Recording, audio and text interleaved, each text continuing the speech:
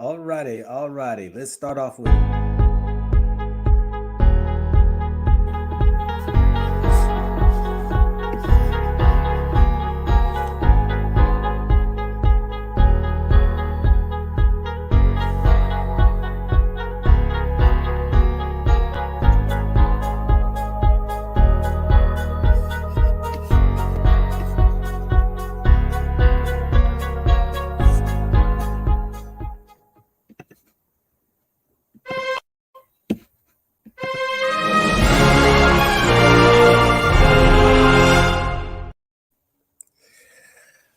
What's up, family? This is your man, not your boy. Go Black to Africa.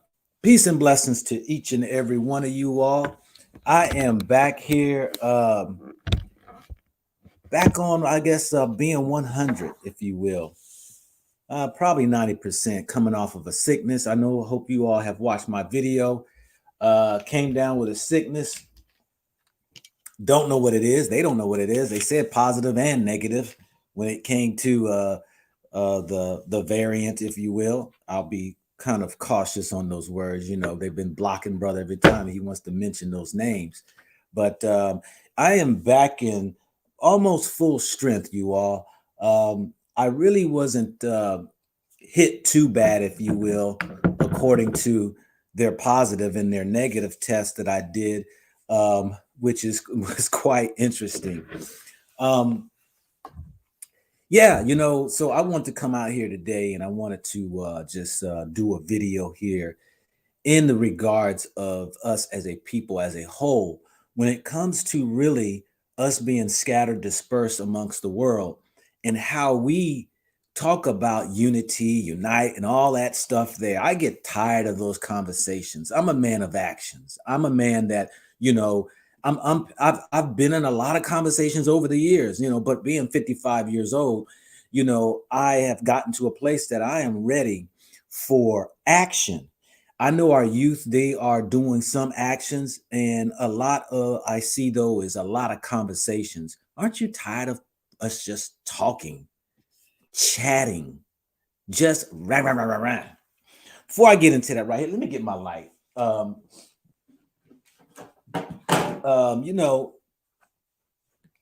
I know we get tired of that. But before I get into all that right there, let me give some shout outs. First and foremost, I want to give shout outs to every brother and sister who is on the ground in Mother Africa, sharing the wealth of Africa when it comes to the beautiful people, the atmosphere, the spiritual awareness, the youth, the elders, the tribes, the kingdoms, sharing all that Africa really is about.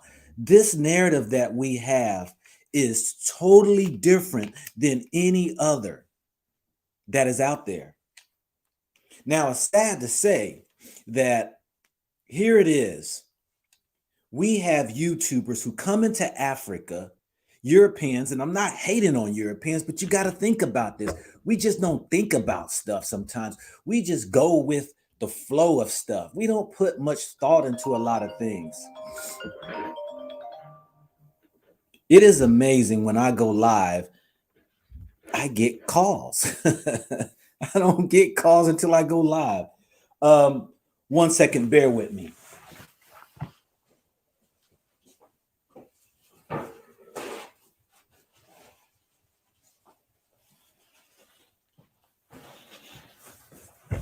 Yeah, I want to just give a shout out first and foremost, brothers and sisters who are here in the house right now, to the people out there who have their YouTube channels, who are spreading the gospel. It's a gospel. Some of you all who are affiliated with Christianity, or those affiliated with Islam, and those affiliated with Judaism, and affiliated with all of these different, types of, religions and stuff. One of the important words that is told is to go spread the gospel.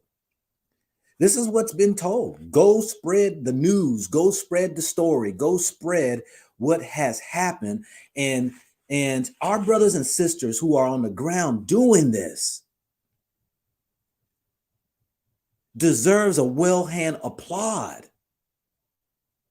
It is a shame that us Black YouTubers don't get the respect. We don't get the, the 500,000 subscribers like that. We don't get the views. We titter around the 20,000, 30,000 per views on a subject matter that is probably controversial in a sense, or written in a sense to, clickbait. But when I watch other nationalities go in Africa and only spend one day in a goddamn country, they get hundreds of thousands of views by people like you. Now, I'm not here to beat you up, but it's facts. And I sit there and read their comments. I sat here and watched one of these white YouTubers. I'm not going to mention the name because, see, y'all would run and subscribe and give the views. And this joker went to Nigeria. He went to Nigeria and he just rattled through it. He raped it. He talked so bad about it. Oh, how disgusting he was. A disgust he was. And he got 800,000 views. And I read through it and I looked for the African names. And y'all cowards sat there and gave him an applause. But when I say one thing about something about Africa that you don't like about your country, when I say we can do better, y'all, we can clean up our area, you know what I'm saying? We can go ahead and our governments need to do better by the people. We need to go. I get all the hell, but I read every comment in an 800,000 view video of a European who only spent one day in Nigeria.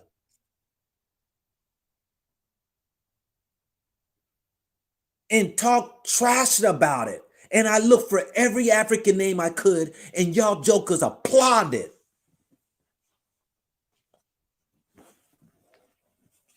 But then when I say something, or our brothers and sisters may say, that's why I understand why some of our Black YouTubers are only going to stay on the positive side. They, because it's hard. I can take the heat. See, I can take the blame. I've had death threats, y'all. I have had death threats. I've had my family members, man, who've been made fun of by our own. I have had, y'all seen it. I'm not lying. You can go out there, just type in go Black to Africa, look it up. I've been called, a traitor. I've been called a scammer. I've been called every name in the book. And our brothers and sisters are giving concrete videos of how they're doing in Africa. And it sickens me. At a 1.2 billion continent of people in the continent of Africa, with the rest of the other 2 billion Blacks in the world, we only get 10, 15,000 views and can't even scratch the surface of subscribers. But when I look on these other YouTubers who trample through Africa, I see all African names just praising them, applauding them. But I get it though. When you've been oppressed, suppressed, colonized, enslaved, you serving their God, you have their color of their image in your houses, on your walls, on your shirts, on the crosses. You have fallen to the lie of them being superior, you being inferior. I get it. Why you so anxiously want to rush to their countries, go see their so-called buildings and their artifacts and their stories, and you want to rush in and enjoy what they have that you have been taught in your textbooks. You ridicule and you run away from the wanting to go visit a continent where we've stemmed from and come from. Shout out to my brother, the Happy Companion, another brother who is doing the work of what is so important for us to wake up. A brother here who left America living in the Gambia.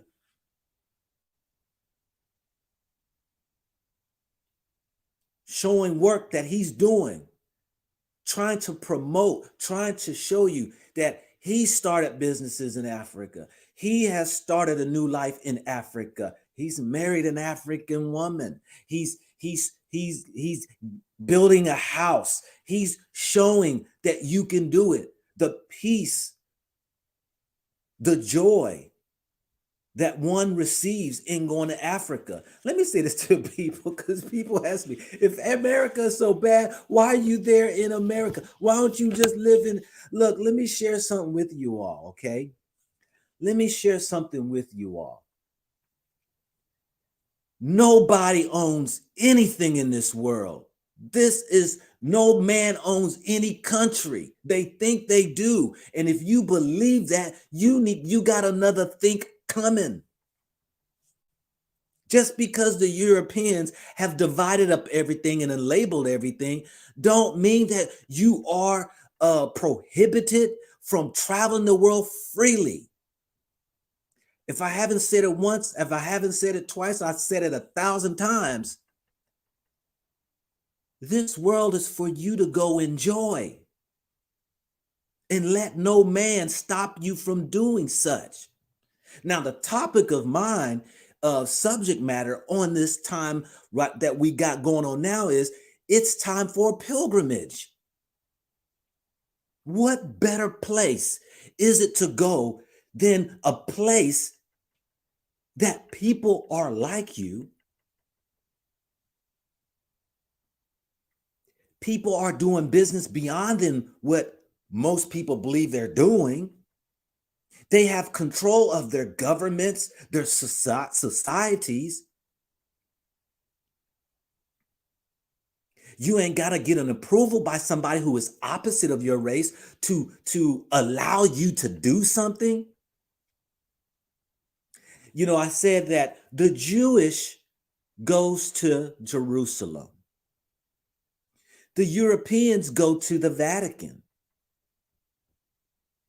The Muslims go to Mecca. Where do we go? Now, this ain't slandering anybody of any religion. This is not belittling anybody. For if you Black, African, and you're Muslim, or you're Christian, or you what have you, that is your business.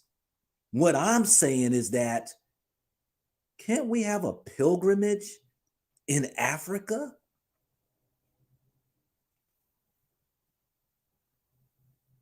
Can we have where all come together in likeness, in the same image, to be one, in unity, in Africa? You know, countries, they got the year of return, and now you got some other countries that, you know, putting their own stamp on how they want to name, trying to draw people in and on. No, I'm not talking about that. See, that's money grab to me. See, that's money. See, as I'm listen what I'm telling y'all. See, because I'm a man of ideas. I guarantee you. See, when this video goes out, see, there's going to be a country who's going to say, what an idea. We're going to make this the place that where everybody can come. Watch, there's going to be somebody who's going to create a pilgrimage. So be it. At least if I can have an impact, I hope that there should be an African country who takes the helm, takes the lead in building a place that the African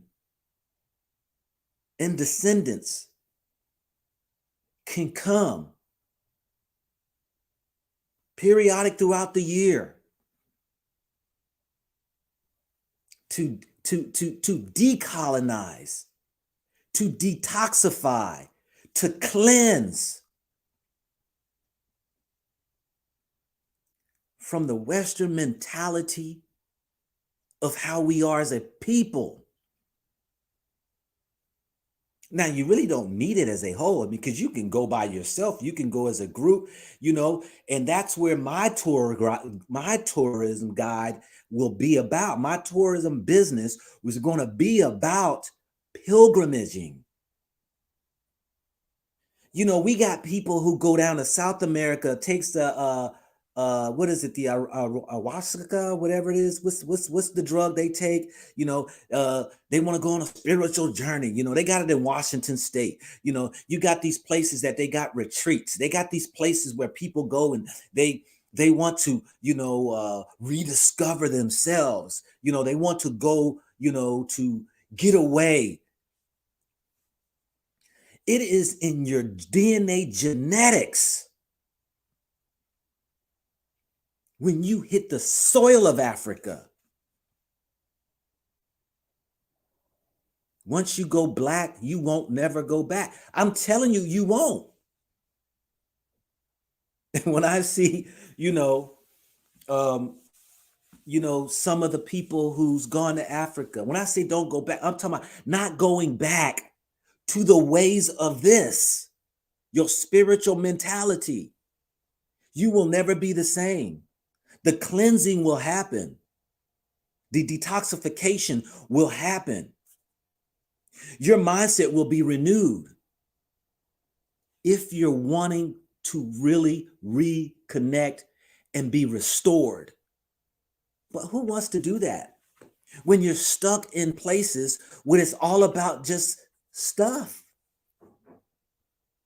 Let me get the money. Let me get the stuff. Forget everything else. Forget what I was talking about, familyhood. Forget about what I was talking about, upright living. Forget about the teachings about man, woman, and child. Forget about see, this is what you surrender. And I've seen them, even some of the Africans in America, gender bending already. Following groups that don't even exist in Africa. You became so whitewashed, brainwashed, that you've become the very thing that you swore you would never do. But I can't blame people. I can't blame people. Because when you think there is something beyond your spiritual being, the soul that you have, hey, people will give it up. As they say, many souls will sell their souls for pennies. It happens every day. Nobody's got no spiritual content about themselves today. Very few people are on the journey of trying to get it back. They've put that aside.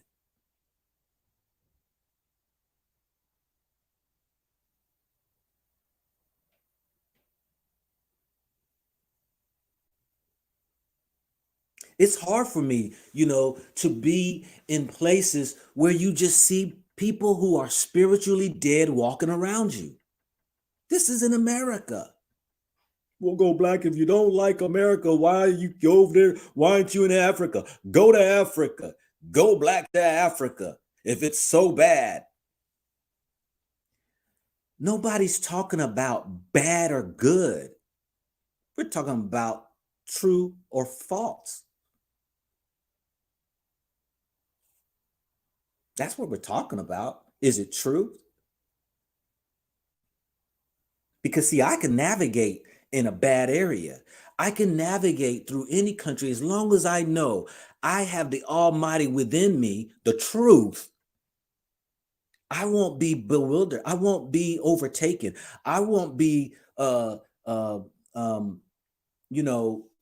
into believing all these other schools of thoughts. But when it comes to us as a people, if you will, because not everybody are associating themselves with the connection of Africa, and I'm not talking to them, to each his own. If you don't want to call yourself Black, you want to call yourself African. I will say this right here, though. Why is it that you suffer so greatly in your spirit and you see no results?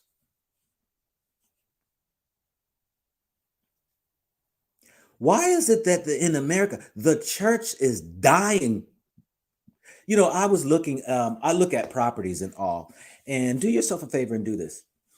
And because, you know, I love doing research and checking stuff out. I like to check the spirit of man, not the flesh of man. See, so many people are caught into the flesh of man. See, you get caught up into what a man is wearing. You get caught up into where he lived, but nobody want to check the spirit of a man.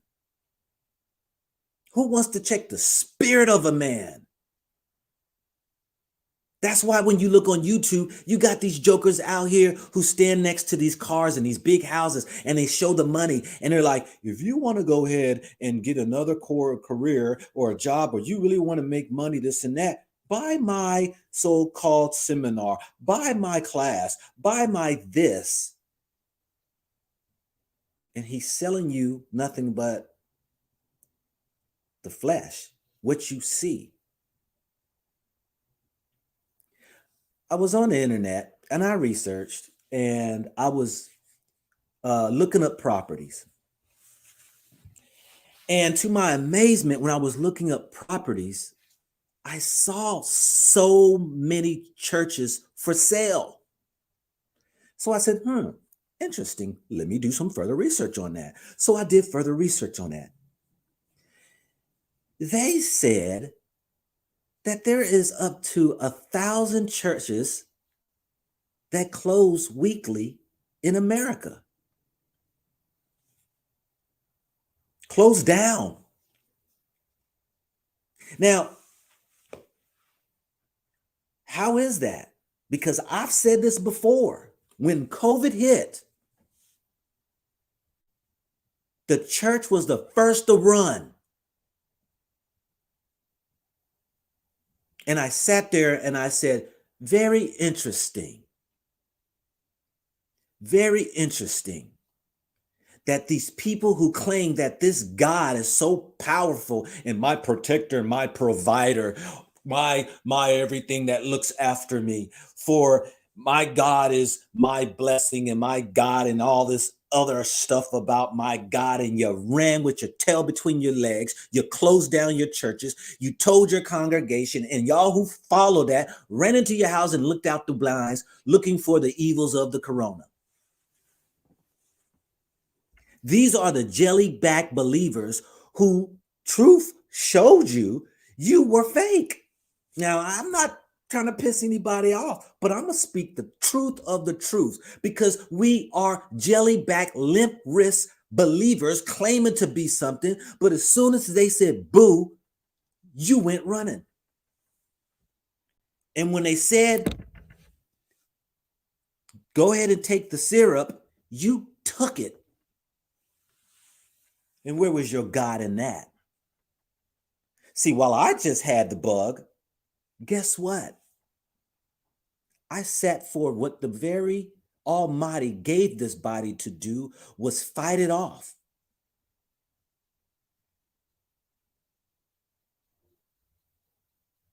Now, I'm not coming down on people who chose to make a decision for themselves and their own betterment, to do what they felt was better for their own life. No, don't get me wrong. I am not ridiculing. I'm talking about this spiritual entity where we are in today, that we are professing to be something, but we do things contradictory. We're contrary to what we profess to be. See, we want to be so much like what the white people have, that they've given that up. I mean, majority of them, see, they've if y'all would just do your history check, boy, everything that has been created out of the church from the Europeans, they took straight from us.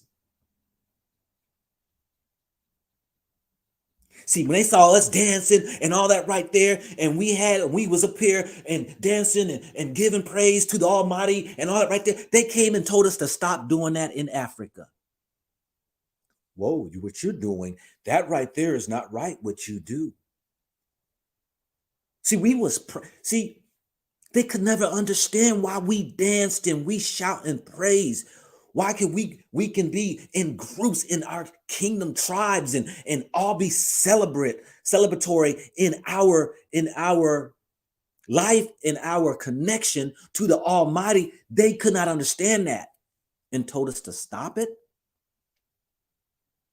When they saw how we congregated together, a congregation, and they saw how that we had it together and how it was our power, and they took it from us, we became powerless, but they turned around and try to emulate it.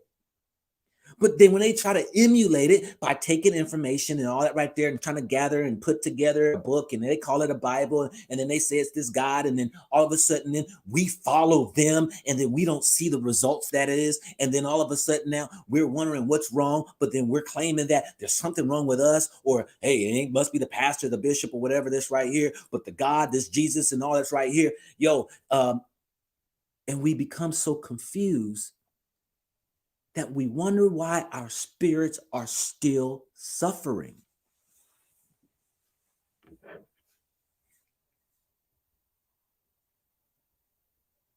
The Jewish goes to Jerusalem. The Muslims go to Mecca. The Europeans go to the Vatican. Where do we go?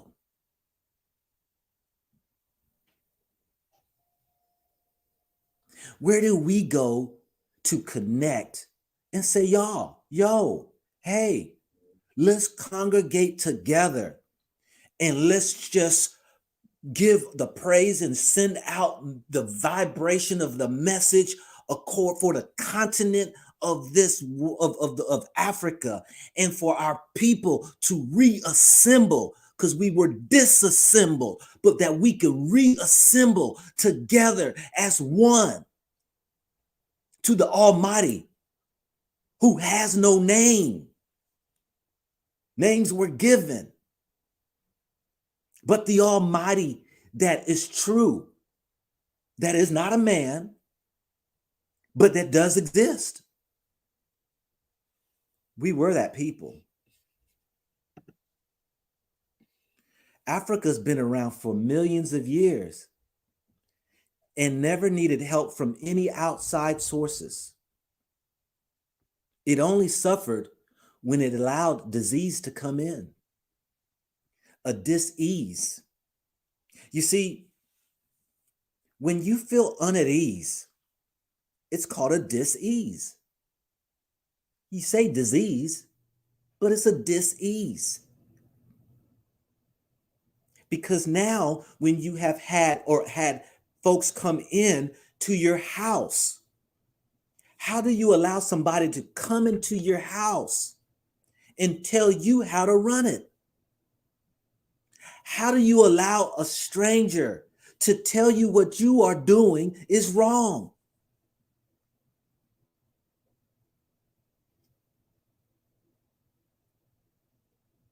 It's because we have become so weak as people that we have lost the true essence of knowing that the Almighty is within us.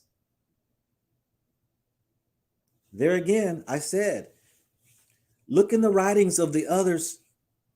You can look in Judaism. You can look in, Islam. You can look into Christianity. You can look into Buddhism and Confucians, and you can look in, it goes on and on and on, Catholicisms and all of that. And they all have something very familiar.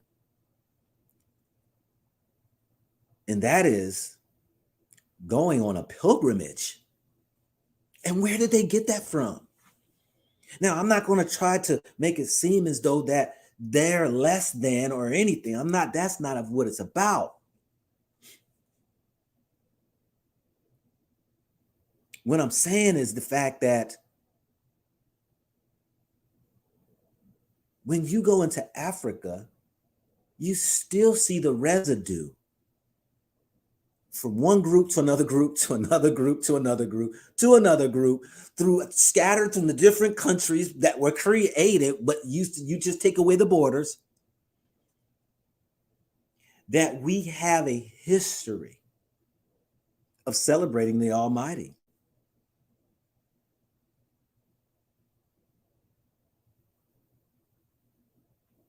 It's sad that we lost that. We do more celebrating of holidays than we do of celebrating the Almighty.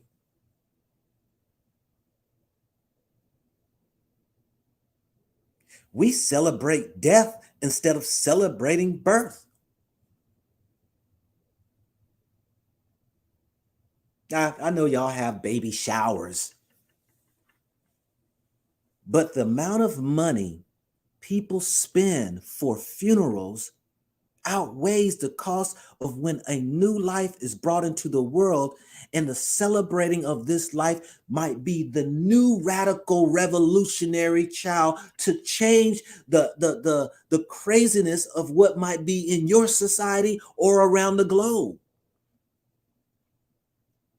But then we corrupt them as they come out of the womb, and they become evil as they walk towards their tomb,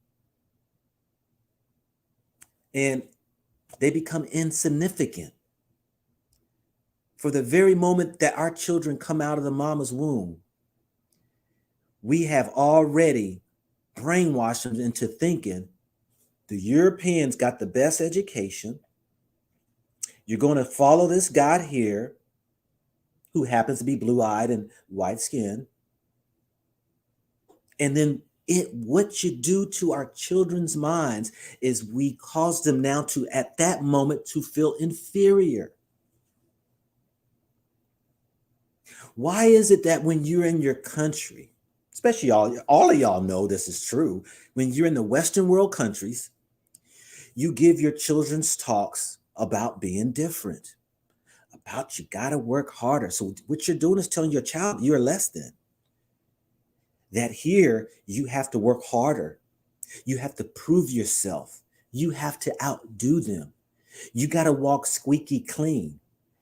You mean to tell me that you feel comfortable in wanting to go to a country to tell your child you're less than, but you got to do twice as better?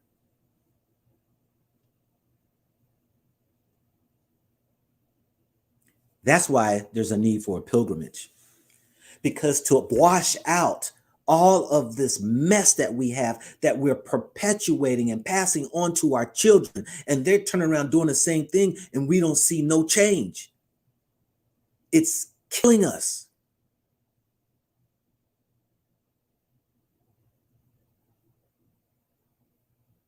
Shout out to those who are devoted in their belief systems. I don't care if you're Muslim. I don't care if you're Christian.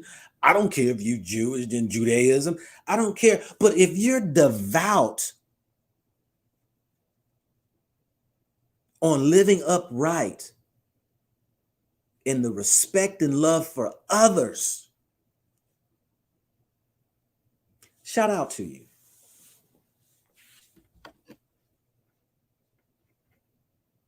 You know, I've had people have asked me, told me it's right here, this world got religion, and this religion has corrupted a lot of people and all that right there.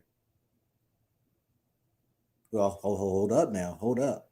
Now, okay, where are you speaking about? Because, I truly know for a fact, if there were people out here who was not in religion, this world would be way more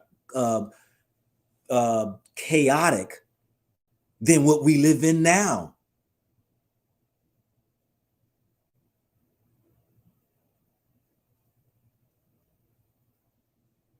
And I don't like to use the word religion. It's just people have used it and pimped it as such, but it doesn't mean that every person is in that religion state.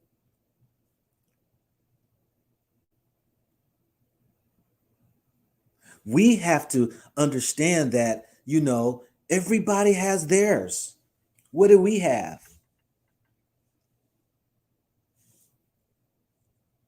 The Jewish has Jerusalem. The Europeans, they go to the Vatican. The Muslims go to Mecca. Where do we go?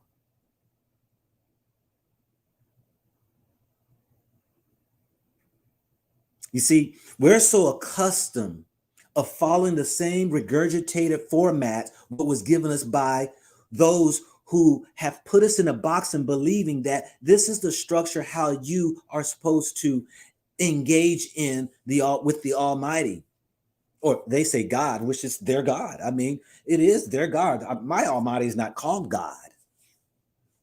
Actually, it is offensive to even call the Almighty, the I am that I am,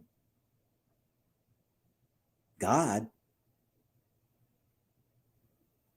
But I understand a universal word, a word that was put into the writings, one that would be able to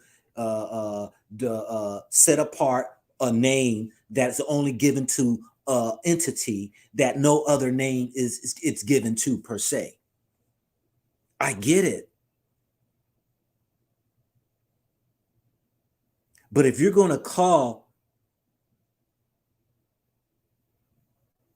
out to a God based upon what you were taught by those who have displayed their spirits aren't right, you have to ask yourself the question, what is this I'm serving then? Because we see here in America, the church have done accepted LGBT. It's accept any, as they say, everyone is welcome. And we're not going to talk about your lifestyles and your ways. We're going to be men and women. We are here happy together, for God is love. And we are here just to praise him. And, we're going to give our respect to the loving God that is. And everybody walks out the same way. Ain't no change of life. And yet they continue to go ahead and embrace all this crazy other doings and stuff like that.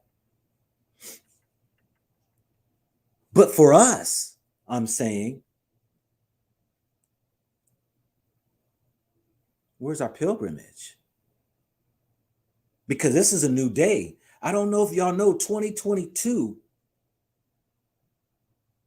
in this space of time, this generation we're in, we have just broken through a threshold of a newness of a new world. Now, some people say new world order and all that right there. New world order is always evolving and making its way.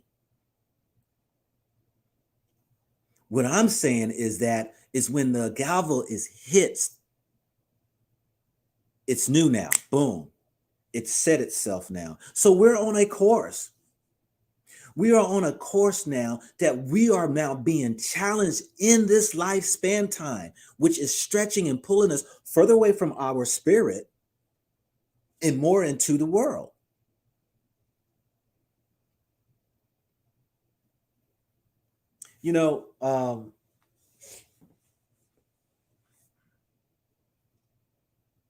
Interesting enough, here we are today that we're so focused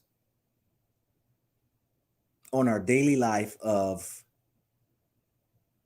stuff, material, how much can I get? And yet we're so blinded by seeing how our families are being destroyed. I just saw, what was the actress, her son just committed suicide. Age of 26 years old, they said he committed suicide, even though I question that. But what's her name? King, somebody help me out in the chat. What was the sister's name? She's an actress. I don't know these actors and stuff, but I saw it come through. And the Regina King, yes, thank you very much, Micah. G. Regina King's son, they say, committed suicide. 26 years old. he was a DJ and he was into fashion or something. I can't remember. He was doing some other stuff. And here it is. They showed the tweets he had written about his mother last year. She had her 50th birthday, and he gave his mother so much praise. It was beautiful. I mean, and it was like they had a great relationship.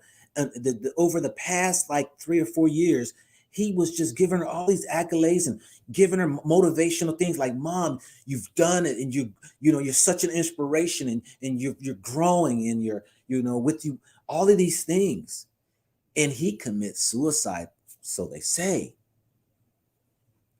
Now, all her success and her money, she just lost her 26-year-old black son. Now, you tell me, is money where it's at? Because while we're losing our family members for the sake of trying to climb ladders and obtain wealth, we forgot the very thing that is the most important, and that's our spirit and our soul.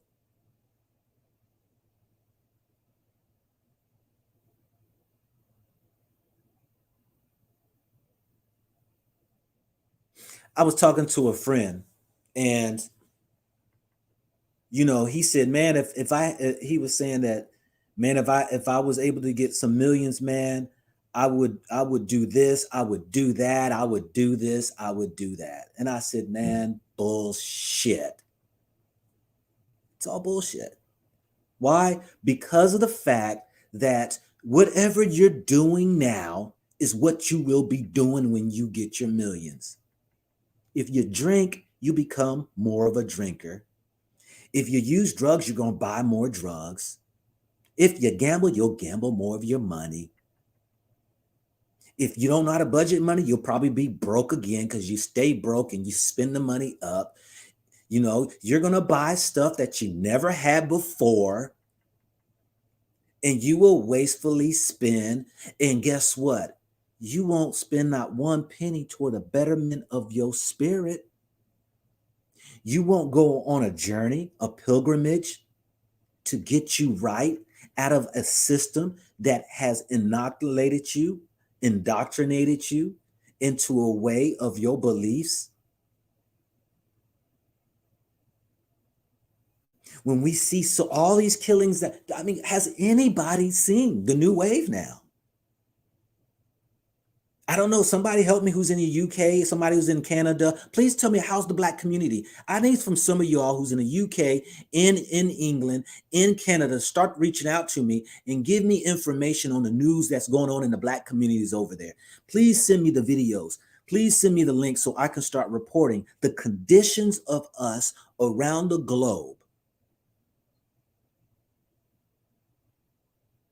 We already know what the white man's doing. I'm tired of that broken record. Let's look at what we're doing. Because here it is.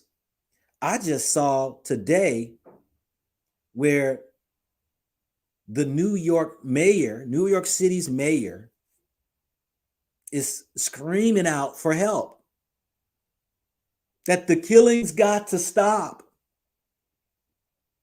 We got to unite together and we got to stop this. New York has to fight the killings. This is what the mayor said. He just did the report. And each city is reporting that the crime is getting worse. And we fall into that and killing each other. I have seen in the last 2 years, from the time that my niece was killed by her boyfriend, and he killed her and her 2 little ones,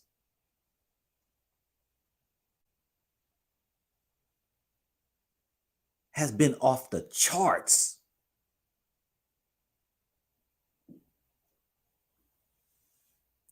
And now the women they said the women killing now is so crazy. It's off the charts.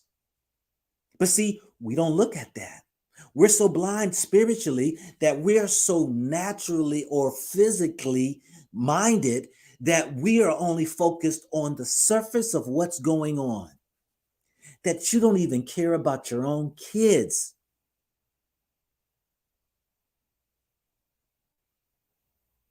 We only living for today. We don't care about our kids, grandkids, our grandkids. I mean, goodness gracious, if you had kids, are you not worried about your own kids?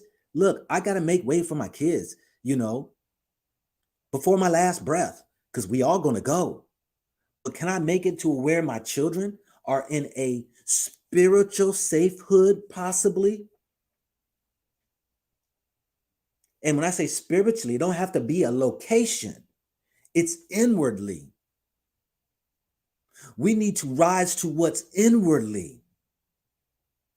That's where the power is, not outwardly. Anybody can freaking make money. I've shown y'all that. Money's easy to be made if you want to go get it. Everybody, the funny thing about the new generation today is they want it to come easy. Everybody wants money, but they want it to come easy. But I'm saying the hardest thing for man to do is to change his mindset. That's the hardest thing. You take it from me, being 55 years old. I am still, and I will continue to the last breath, be evolving for the betterment. My thoughts and stuff that I thought, people, say they didn't like my dispositions and how I was when I was, a year ago, a year and a half ago, when I started my channel and stuff. Do you know how much I've grown?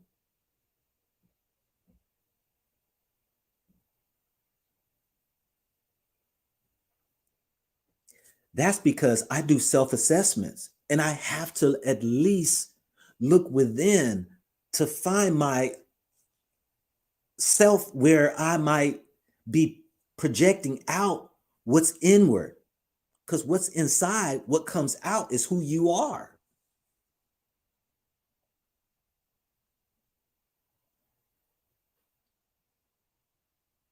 And that's why I keep saying, go black to Africa.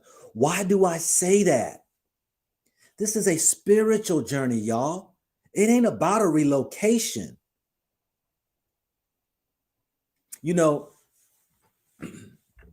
When I retired from the military, I was about to retire from the military, and I was inundated with this worry. My mind was all tossing and turning, and I was thinking, where can I go? That I was so fearful of planting my family in a place that might not be conducive for us. If I move here, would it be good? I mean, because I had little children. My children they didn't even start school yet. And so I'm like, where is it where I want to go retire at? Where can I make it home for my family? Where could it be right for them, where they can be brought up and, not be in a lot of this mess and a lot of this hellish ways of thinking and doing things and all that, and I tossed and turned on that for the longest. And I heard this answer and everything made sense. And this is what I heard. For wherever you shall go, I will be. When I heard that, now y'all got to understand something. I have grown to have a close ear, a tuned ear, to hear, to know whether or not it's me talking, my ego, or is it that spirit that is for the betterment for me? And I knew that was not me talking. So I knew I can then go off of that. And here's the funny thing. I ain't gonna say funny. Here's the crazy thing, or here's the miraculous thing, or here's the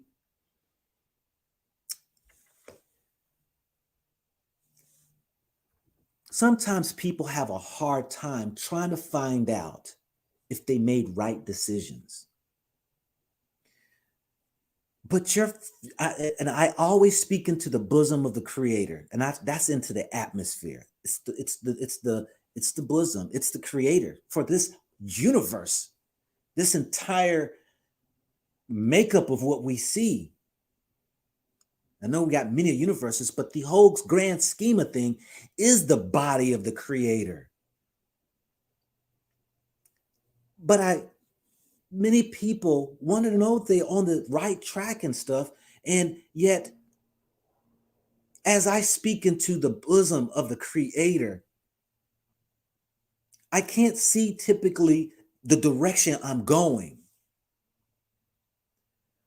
But then as time gets away from me and I look back at the trail I took, I can see if I am on the right track or am I on the wrong track. But I know when I am really in tune, I'm on the right track, and there are always witnesses to it. Let me give you another story of my life.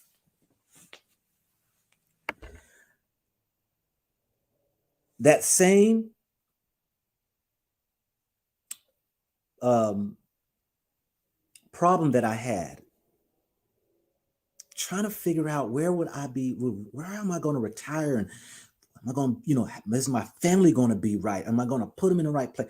All of that stuff was going on in my head. Now check this out.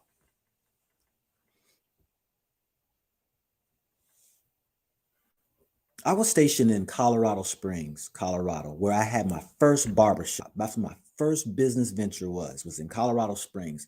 I opened my barbershop, opened up a beauty supply store, and my business did great, and I was there. I left there and I got stationed in Washington, D.C. And getting stationed in Washington, D.C., I opened up a second shop. I opened a second shop up in Oxon Hill, Maryland. I then got stationed in Dover, Delaware. Please stay with me because this is all about the pilgrimage. I got stationed in Dover, Delaware. I didn't open up a shop there. I had only 2 years left of military and I knew I was going to retire. So that was during the time I did my 2 years. I retired.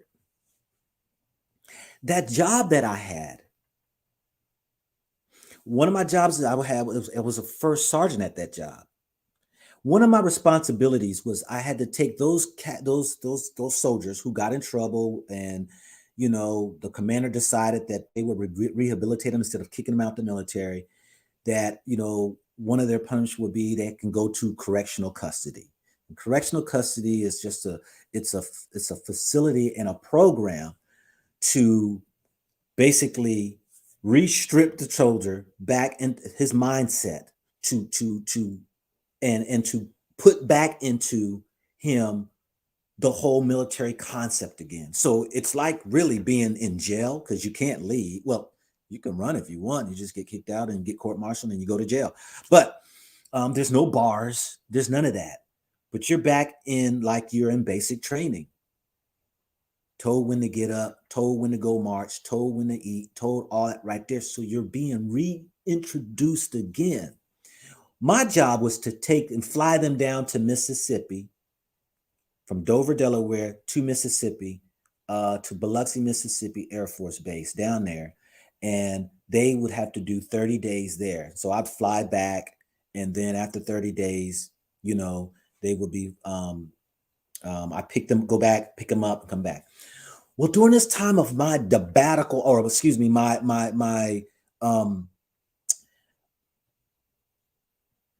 problems that I were having with where I wanted to retire, I was searching all these different states and cities and stuff and all that right there. And I got an email one time about, I don't know, you go on these websites and then they figure out, hey, you get these emails and stuff. But one of the states I was looking into was Tennessee, because my wife at the time back then was from Tennessee. And so we entertained Tennessee as well. But not from her hometown. This was, but I had a realtor who reached out to me. Now I'm going somewhere with the story, so stick with me because I'm showing you when you're in tune, You're going to go on this journey, this pilgrimage too, because we're talking about a physical and a spiritual pilgrimage. But this realtor reached out to me and said, hey, I see that you had went on to a website. You inquired about some places, this and that. I have the place for you that I believe will be great for you. I reached out to that realtor and we had conversations and they told me about this place. So I went to the place in stopping by, dropped it. So took a couple of days of leave while I dropped the troops off, come back, stop in Tennessee, and I took a look at this place. The place was called Spring Hill, Tennessee. And small cow town. It was just coming under development. It was in Williamson County, the richest county in the state of Tennessee. But it was on the lower part, butting heads with Maury County, which happened to be one of the poor counties. But it still was on the Williamson side of it was on the Williamson County side where, we, think, for our children, school districts and all that stuff right there.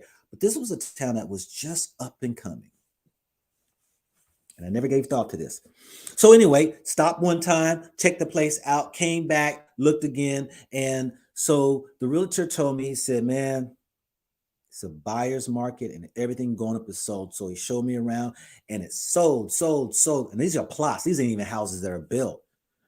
I mean, people are just buying. Now I had to get my family down out. I had to relocate my family within that next year. These houses right there, they was already about a year out to even have your house completed if I bought today. Anyways, make a long story short and a short story long for those who've been sticking, because I've got a story. I'm finishing this up. I'm going to show y'all the connection when you look back. Do you see if you're on the right track? And this has always worked for me for many years when I got in tune with the Almighty. The realtor called me one day and said, hey, look, house became available. This family, they had this house being built. For whatever reason, the deal fell through. It is like 95% complete. They're going to finish the house. If you want this house right now, send me $5,000 earnest money and we can get the ball rolling on this house. I'm like, whoa. I want to take a look at the house first and this and that. He said, well, all I could do right now, I'm telling you, I send you the pictures, but somebody's going to take it. You've seen how it was. So he sends me the pictures and I'm looking at it and everything. And my wife at the time, she looks at the pictures, but she wants to go see it before we send them. And I wasn't going to do that.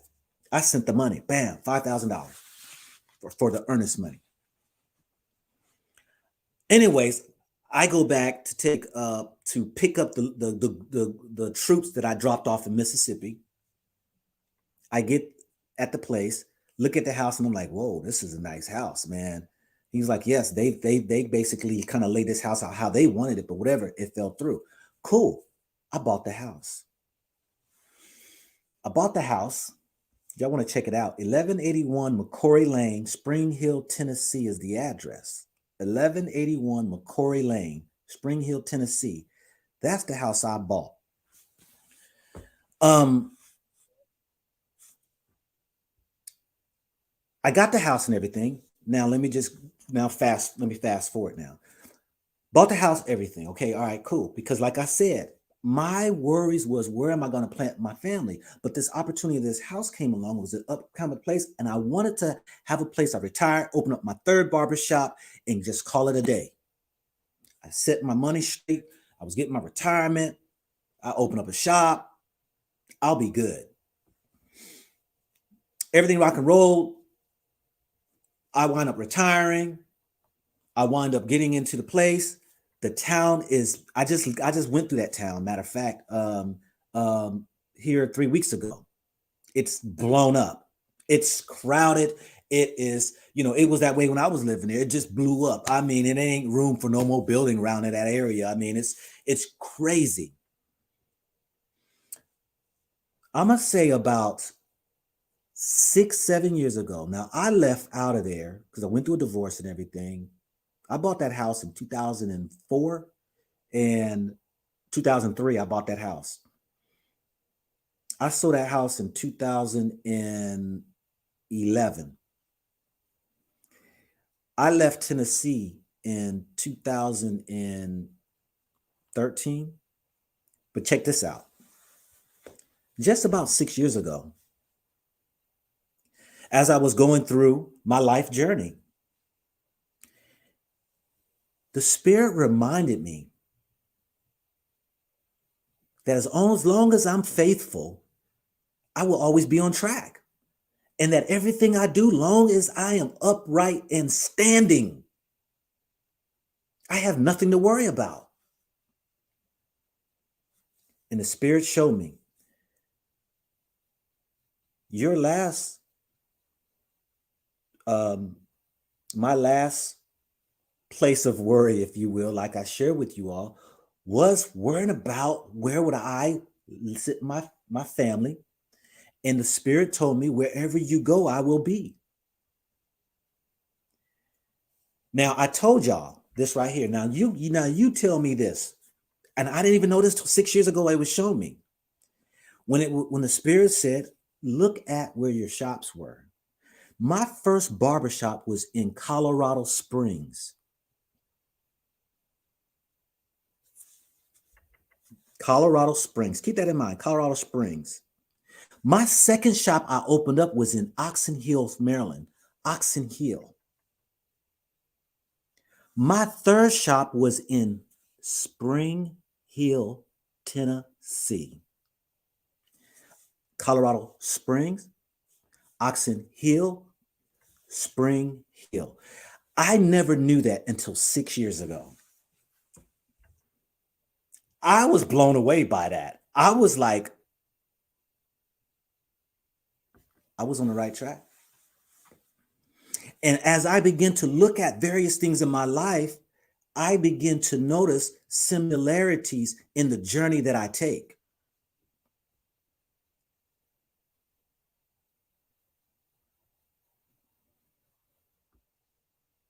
Even through my divorce. Even through my divorce,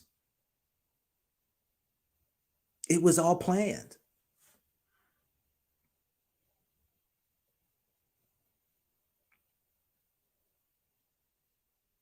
But what I'm saying is that we who are in these countries that have taken on Western mentalities and behaviors and capitalistic mindsets and religious sets and how we behave and act and all that right there, we have gotten so far from our spiritual soul entity that we have become dead men walking, that we're missing it. The churches have turned to money, money, money, money, blessing, money, prosperity, all that right there. Ain't nobody talking about no wrongdoing. I just did a video of TD Jakes, and they're not trying to beat him or browbeat him, but he's even delusional because he got caught in the mix. He blamed the culture for the fault when it's the church that was the fault. All of these people who were going to churches and these churches telling everybody, prosperity is yours, go get it. Claim it and grab it, claim it, and what is it? What's the words they used to say and all that right there? You know, and everybody fell for it. And then everybody got into the rut of behaving at all of this stuff, but everybody's all in all of their iniquities and sins, if you will. Everybody's cutting corners. Everybody's got a hate or disdain for another. Everybody, nobody has, not say nobody, but most people's mindsets are so far from the spirit of things and so focused on the material of things. You let a preacher talk about sin, people run out that door and they know it. I watch these preachers and pastors and bishops hiccup over the issues of sin. They scared to say it. People get because they've been preaching that word so wrong that people don't understand what it means. So what do? You have people believe they can obtain stuff by just believing in God. Oh, just believe in God, just have your faith, and God's going to give you everything that you want to need. Sorry, hate to be the bearer of bad news. No, you're the one who's going to have to go get it. But by you going to get it, are you going to have the spiritual fortitude, the spiritual mind, the spiritual peace, the spiritual joy in obtaining it, as well as keeping it or giving it, sharing it? That's the side of it that they ain't talking about.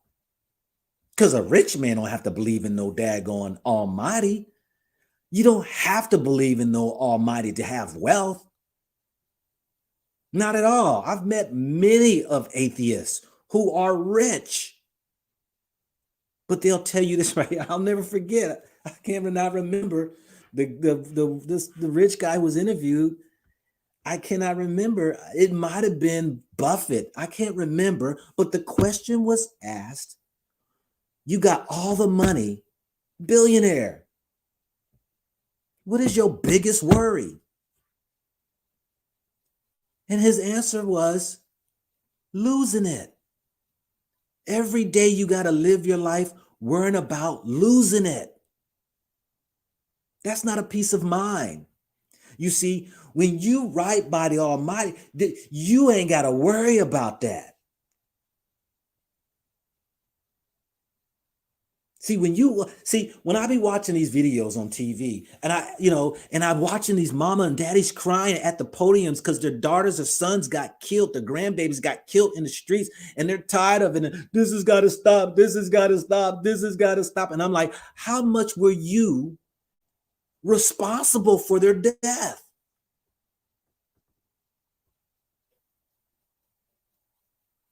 How is your life? What did you teach your children? Is your hand in the pot of evil? Because everybody want to claim that they so holier than thou. Everybody want to act like they perfect, but they got their hand over here in the pot of evil. I've seen it. The grandmama, granddaddies, everybody's taking the shortcuts. They know the man that robs on the street, he's got bags of goodies. You can get discounts. You put your hand in that bag and you're getting yourself and you're saving yourself $1 or $2. Okay, well, go ahead and live your life like that. I'm not the one here to try to tell anybody how to live, but I'm saying if you are tired of being in the same place, wouldn't you do something different? Wouldn't you? I had to question this whole concept of God. If I did this, that, this, and that, according to the writings, and there's no results, somebody is lying.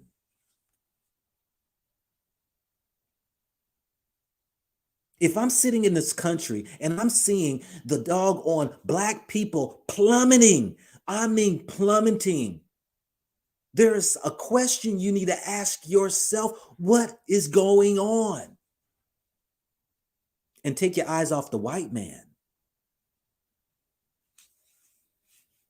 We know the dirt that they do. We know dirt they do. Do we know the dirt that we do?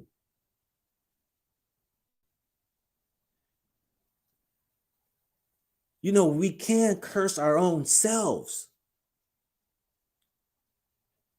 but we got to go back to Africa, the base of where it's all at.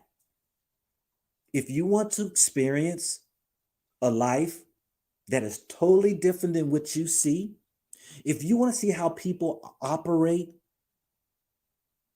without the things that you thought that you had to live by that keeps you sustained. If you want to see a different makeup of how family is,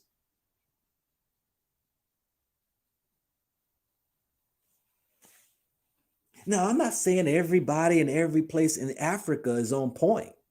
What I'm saying is look at the spiritual contents as a whole. You're going to find evil people over there too. You're going to find those fake Christian churches over there too. I ain't going to say, oh, I don't know. I'm just saying. And then if a lot of the churches over in Africa are off the chain crazy,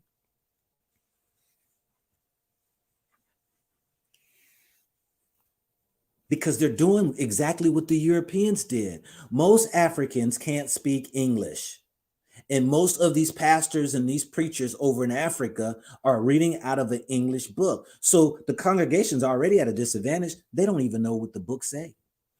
Why? Do you know how many languages are in Africa?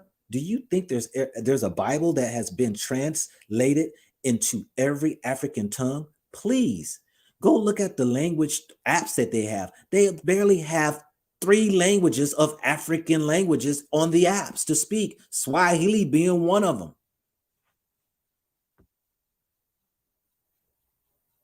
So you got people who take advantage of other people, and they're doing it big time in Africa. Big time. Just like in America, we took advantage of our people big time in America. They're doing it big time in Canada, big time in Europe. Anytime you got that Christian mentality, I'm telling you, you in a bad place. And the Christian mentality I'm talking about is the money. The money and the supposed holding the pastor esteem like he himself is the Almighty, that you will allow him to talk you into anything that you do, that you see a lot of these videos out here that these jokers got women up here bathing naked in front of the congregation and touching them in their private areas and shaving them and all. And I'm like, when you're ignorant, you're just ignorant. You know, when you're ignorant, you're just ignorant. But what I'm saying, the pilgrimage ain't about a Christian, a Muslim, Judaism. It ain't about none of that. It's about coming together in unity and spirit. Because the Almighty, you can call whatever, everybody got their own name, Almighty's my protector. Oh, the Almighty, my provider. Almighty is whatever. We're coming in unity and understanding and like spirit of there's the Almighty that none of us know in totality, let alone knows even this much of. And he who claims that he does, you better run as fast away as possible. But that's what we got to do, family. That's what we have to do. And when I say have to do, I'm not saying you have to go to Africa. I'm saying the Jewish rather. Because when I say, we already know who the Jews are, but when I say Jewish, there's a different meaning, okay? Jewish, those who wish they were Jews. When the Jewish, they go to Jerusalem. The Europeans go to the Vatican. The Muslims go to Mecca. Where do we go?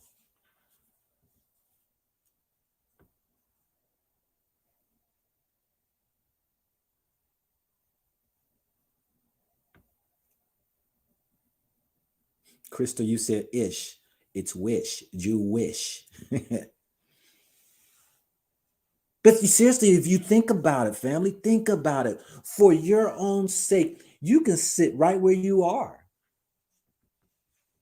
and scream and cry out or whatever. Speak in the spirit. Speak. However, nothing says you have to go on a physical journey. But what I'm saying is, if you know the ground that you stand on is of evil,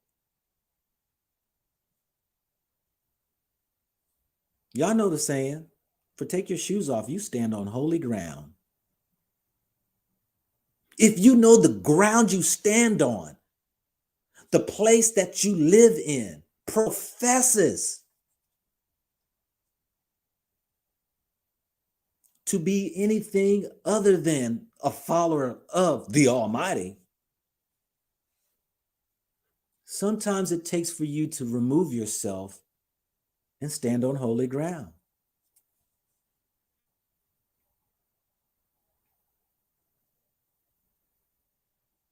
And that's for real.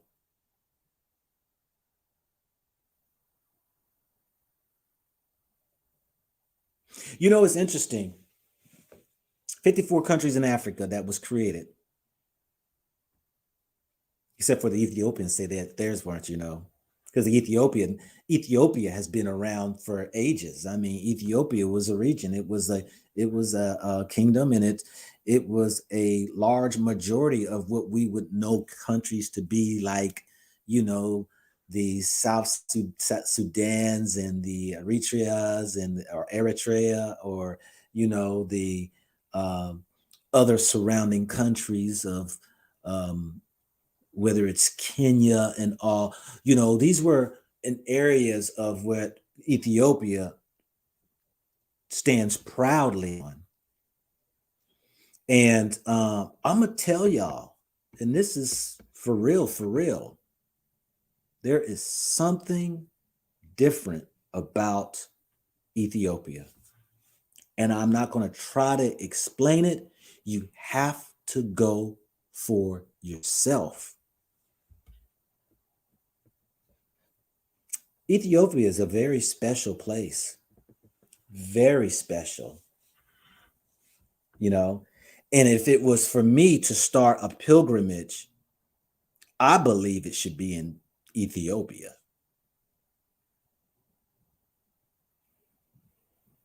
Now,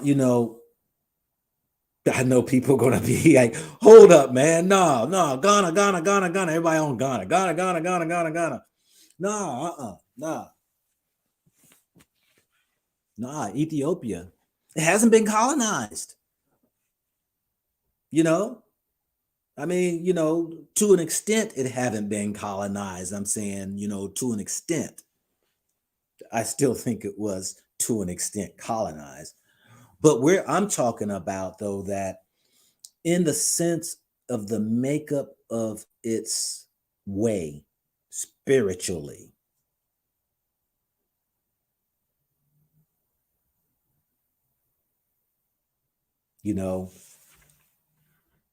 it's one of those things. So in the months to come, you're going to see my website go back to Africa. I will be having pilgrimages, and I have a lot of homework to do, a lot of work to do, homework to do, into ensuring that a pilgrimage will be done, and that I know so many people who wants to go on the pilgrimage. Something that is meaningful and purposeful.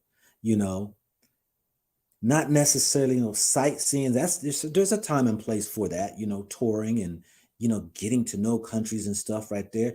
But we are so spiritually dead that we have to be woken back up.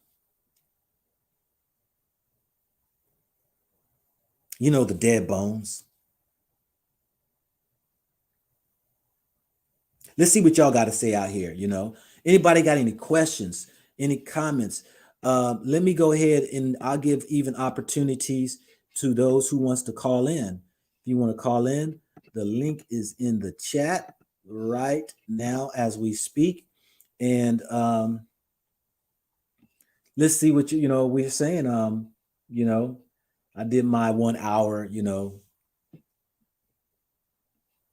Okay, we got thank you very much, brother. I appreciate it. Extended clips, I appreciate you. Okay, we got, Black Hannah. Yeah. You want to go on a pilgrimage? And and with this pilgrimage, man, you know, mm, I see it.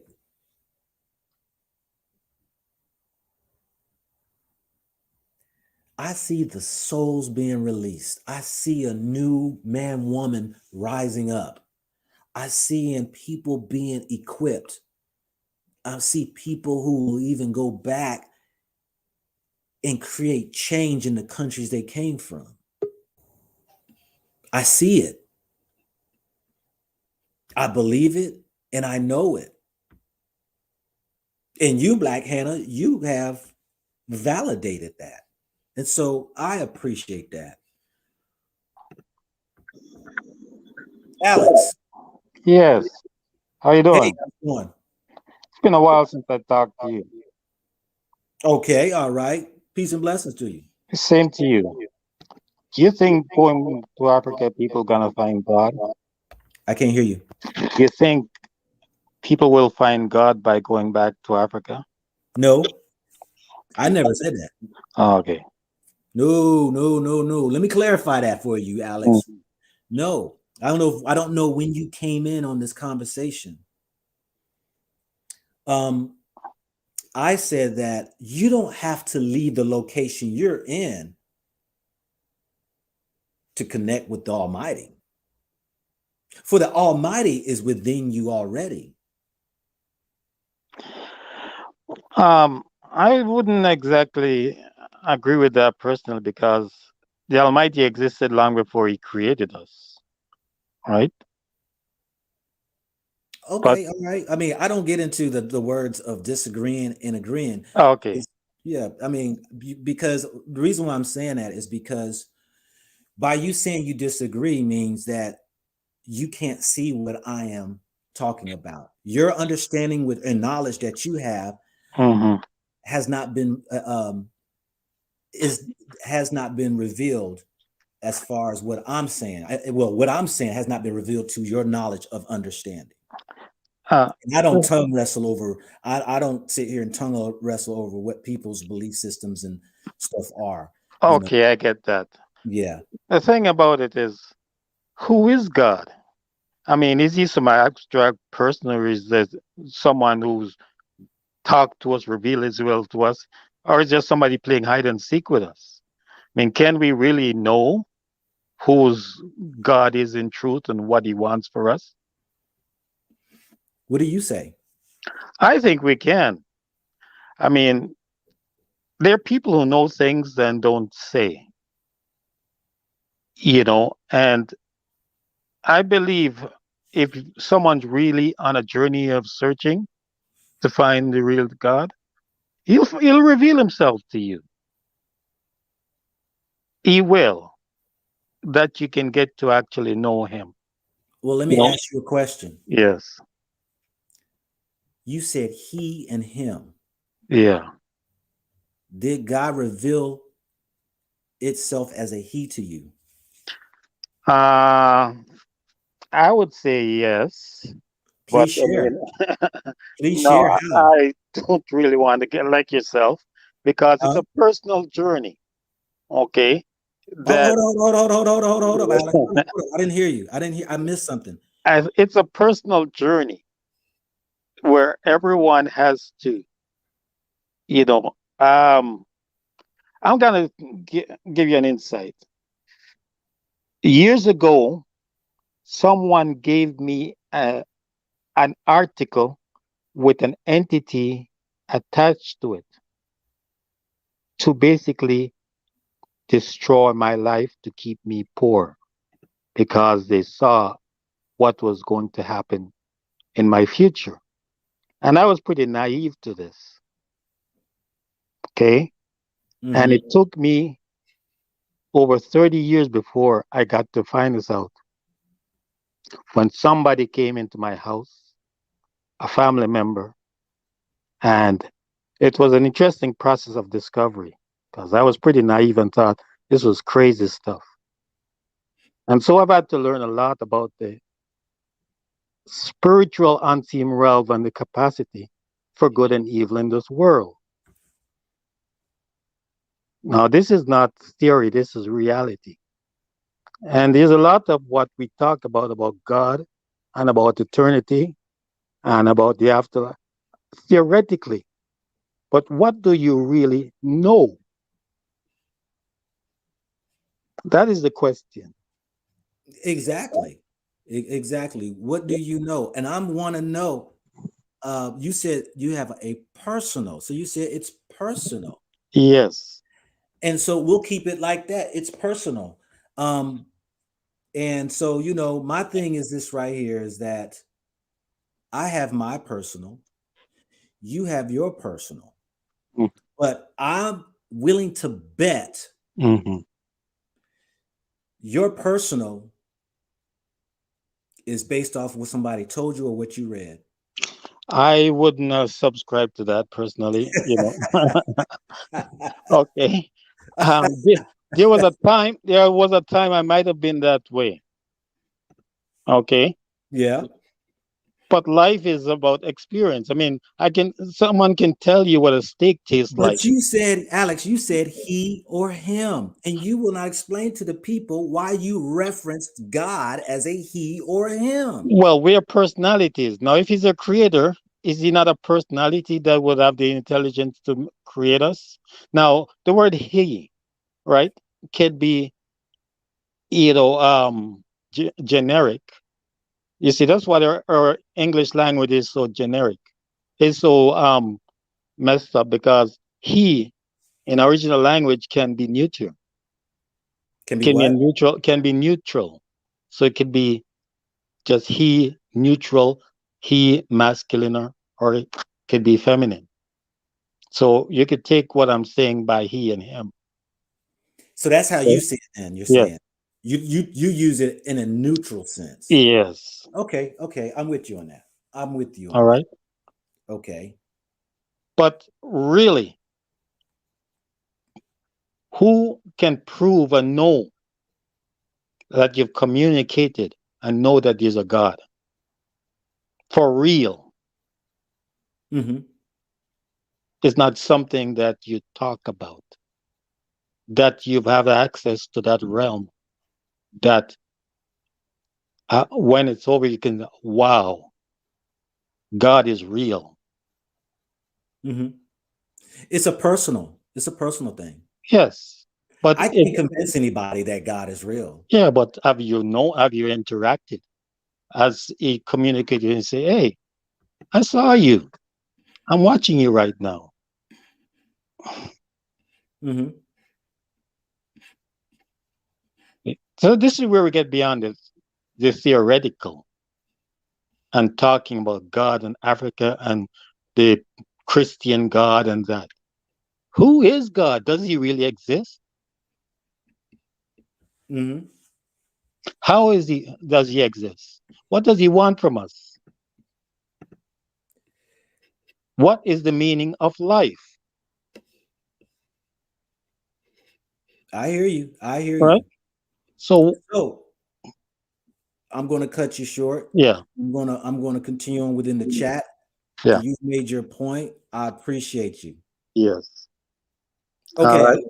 Until next time, brother. You All take care. right. You take care. All Bye. right.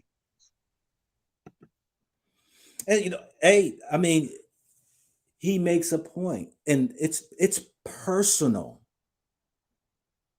you know. But I know that we use words that others have put upon us to use. Now he said he and him is neutral, you know, um, and that's all fine and dandy. Because I have my personal that I know for, and for those of y'all who's heard my story, I know without a shadow of a doubt, there is an entity beyond myself that I had one-on-one experience with in my own dwelling that I will not refute or ever forget that kept me from taking my life. So I know, but I can't convince anybody of that. I can't convince anybody of anything. That is the spirit itself able to do that. But I can share my story.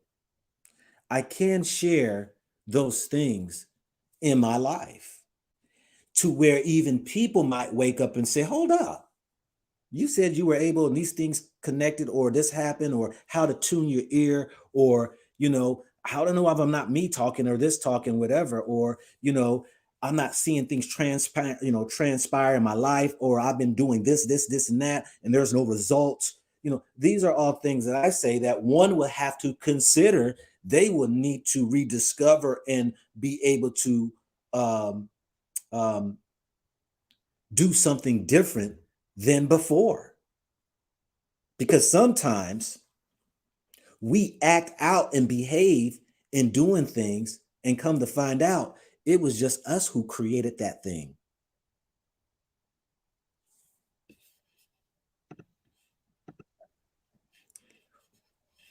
Black Hannah, how Hey, you doing, sister? what's going on, Go Black? Nothing much, not much. You good? Oh my God, I just had to meet you, brother. I've been watching you and your work for, oh man, over a year. I think since way back Okay. when you were in Ghana. And I just really, really honor you, brother. I think that, I can't say I agree with every single thing you do, but I know that your heart is genuine.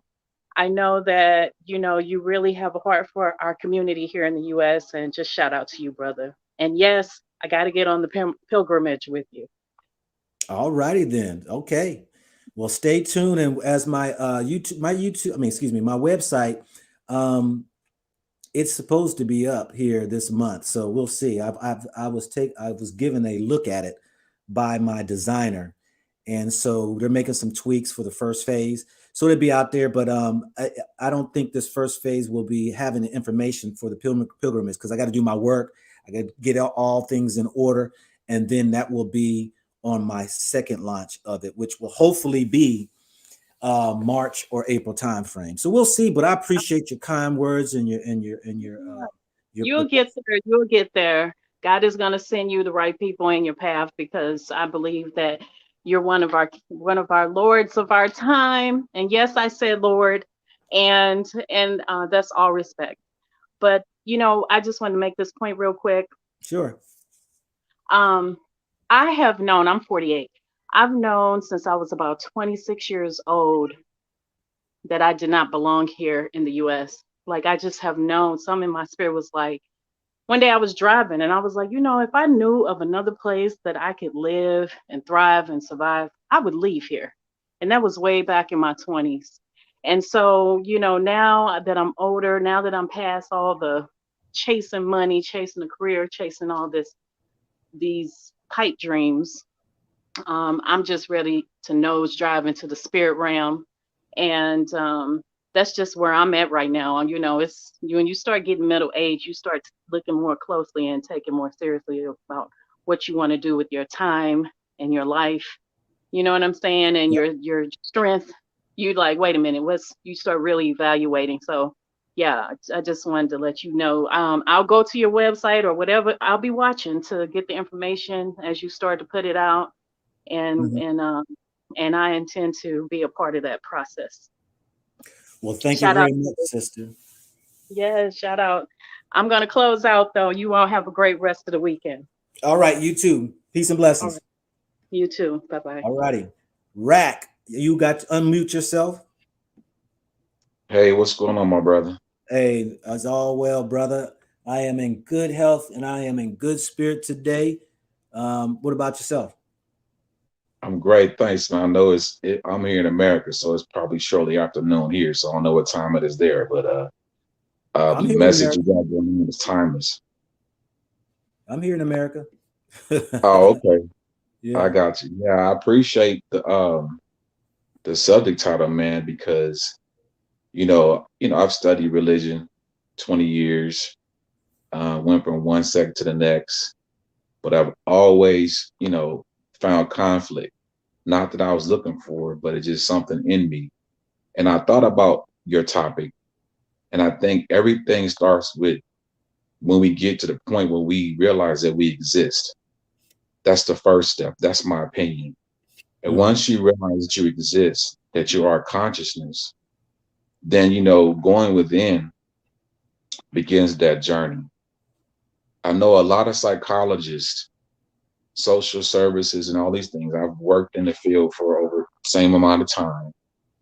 And one of the things that I've always heard and experienced is that it's asked, about your mom or your mother when Mhm. they're looking for, the blueprint to, our issues. And it seemed to me that we have, someone spoke earlier about the he and she concept or the pronouns trying to describe what we poorly describe as God. And when you look at science or biology, you see the male sperm.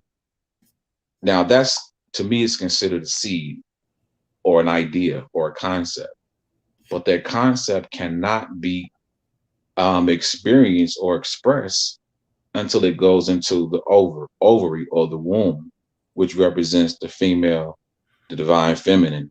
And then from that aspect, it can see itself expressed. And so when you look into the Bible, it says that, this source created us in its image. And I know that's probably a tough topic for a lot of people who are looking for something outside of themselves in terms of a creator, but it all starts within. So I'll just stop there and ask you what your opinion is on that. Hey man, it's not my opinion, it's a knowing. I like what you just said, brother. It's a knowing. And because I mean, if you referencing scripture, the scripture says that, let us make man in our image. And that was what was recited if you want to talk scripture. And then it says, then God made in his likeness, he, him, which is he, and then it says he and she, the male, female, in its likeness. So there again shows that the image is a male, female. Number two, if we are created, then in us is the creator. So Absolutely. yeah, so we are I mean, that's why I share with people right here. Look, okay, everything that is not rooted into the ground or walks across or crawls on the ground or flies in the air, man personally created everything you see, whether it's buildings, cars, and toys, and clothes, and everything. We are creators. We create other human beings. We create everything, so we are the creators. We are the extension. We are that God, if you will, as some like to say, spiritual beings having a human experience. And once we get to understand that, then we get to because then now you got the power. And that's what woke me up when I was 28 years old. I said, my gosh, I always looked at myself as this mediocre person. And I did not realize that I was that image of God. And when I did, man, I became unstoppable. So, yes, we as a people need to have a rediscover. And I believe sometimes it takes you, sometimes I'm saying, it may take you to remove yourself out of the fire in order for you to truly see what's going on, or the smoke, the illusion. So then now that you can truly see who you really are. Because America Indeed. does a great job in disguising. It Mhm. limits us. I mean, come on. It says, America says, hey, the sky's the limit. Bull crap, there is no limit. Absolutely. It's limitless. Hmm. And even, one thing that amazes me is that when I watch the the track runners run, right? And when you meet people who's broken the record, and you have somebody else who breaks the record, they will tell you that they got to a place where they could not think about necessarily the time that they're trying to beat. They just had to be in the moment of running and allow them to be free and just go. And I believe that let's just say the 100 meters is, I'm gonna throw a number out because I don't even know what the record is, but let's just say it's 8 seconds. Okay. Well, I believe we can do it in 2 seconds easily. But because we've been so conditioned and restrained, we behave at a physical level. That's why it's proven when you have children, Black children, who go take tests and they are around those who were told they were superior than, they do worse than if they were testing amongst their own. It's a psychological thing that is in the way of a lot of us. Our abilities to be able to overcome sicknesses, overcome problems in our lives or family curses, we have the power to do it. It's just we're just spiritually decrepit. You're right. And I think what you said takes a great deal of self-actualization. It's Yeah. both painful and an accomplishment, both in one, because something you said recently, you said something about how um, everything that we see in this perceived physical reality was manifested from mind.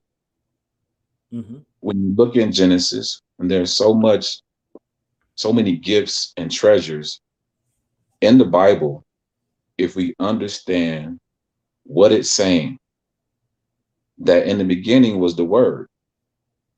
What is the word? It's vibration and frequency. When we look into plant life, we can see this phenomena happening with seeds that are planted in the soil, which represent above the universe. And when that seed is planted, the idea cannot manifest without the creative power of the soil. So here you have the divine masculine and divine feminine performing truth for you.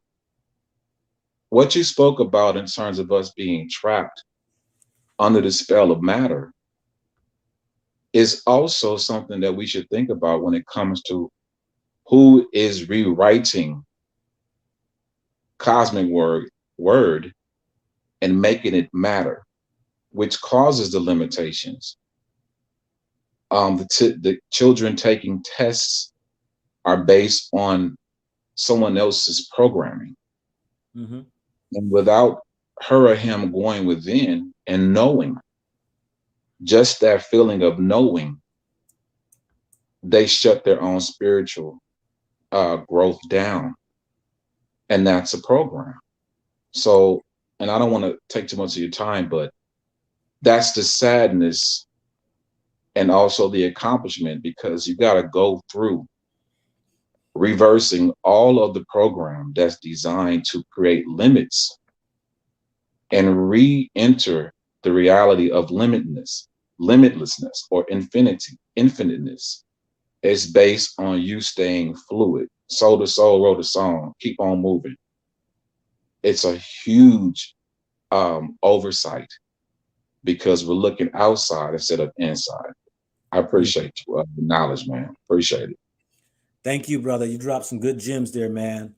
Peace and blessings to you, man. Peace, my brother. All right now. Hey, great words there. Hey, great words from a young man right there.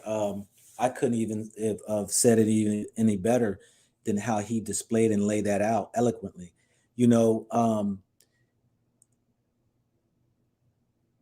pilgrimage, a word used to have one to think, as Alex was saying, do you have to go somewhere to find God? You know, no.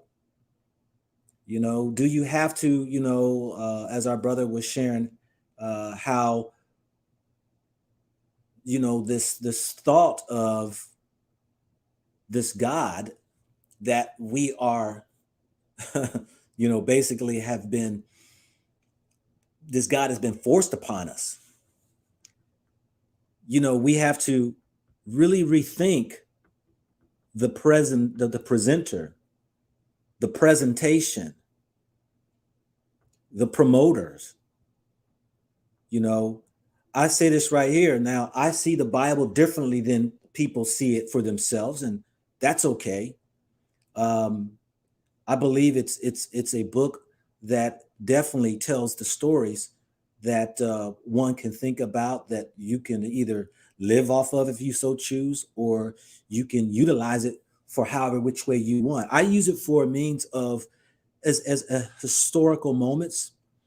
There are things that I don't agree with there, if you will, and I hate to say agree with, but let me throw that word out because I don't like the word agree. There are things that my mind do not see, my spirit have not seen. You know, we are, so many people got, you know, it's like people who want to talk about afterlife. Nobody knows. Nobody knows.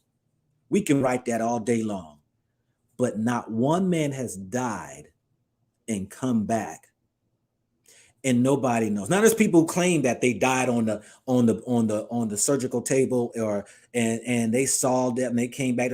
Sorry, you were not dead. I saw the light. Well, that could have been the flashlight, the light they put in your pupils to see if your eyes are dilated or not. I don't know. But I'm saying for myself,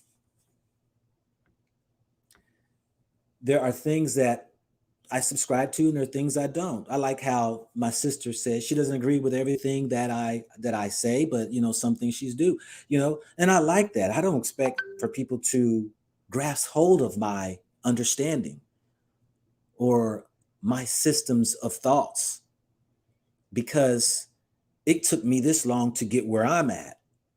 And it doesn't make me to be superior than anybody. This is for my life's journey. And everybody has their journey.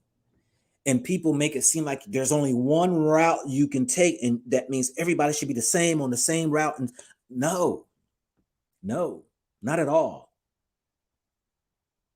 What I'm saying is that we can collectively remove ourselves out of the Western world and go into a African world and have a pilgrimage, have a party, have a cleansing detox, have something in place where we can go ahead and wash away a lot of the old stinking thinking that we have. And I believe that Africa is a beautiful place to show because of our connection to it. Not just on the flesh level of things, but also on it's includes the genetic part of it. So we got a next guest coming in, the official Dr. Waltz. Salute, brother. How you doing?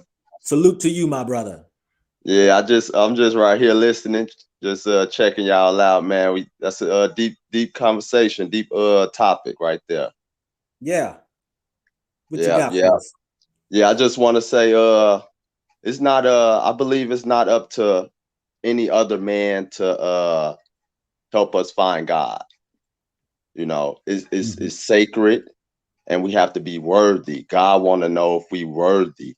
You know, he's the one behind the scenes that's making everything happen. You know, it's not really the knowledge is so deep, it's not up to us to really tap into that far of a realm. You know what I'm saying? We can only play at a certain field. You know what I mean? So yeah, that's all I wanted to say on that. You know, just speak on that real quick, and peace and love to you, brother. I salute to you. I'll be checking you out. You know, I love you, love what you're doing. Appreciate you, brother. Thank you. Appreciate you having me here, and peace and love to everybody in the chat. And yeah, may God bless us all. All right, brother. Peace and blessings to you. God bless you. Blessings. All right. All right. Yeah, you know, hey,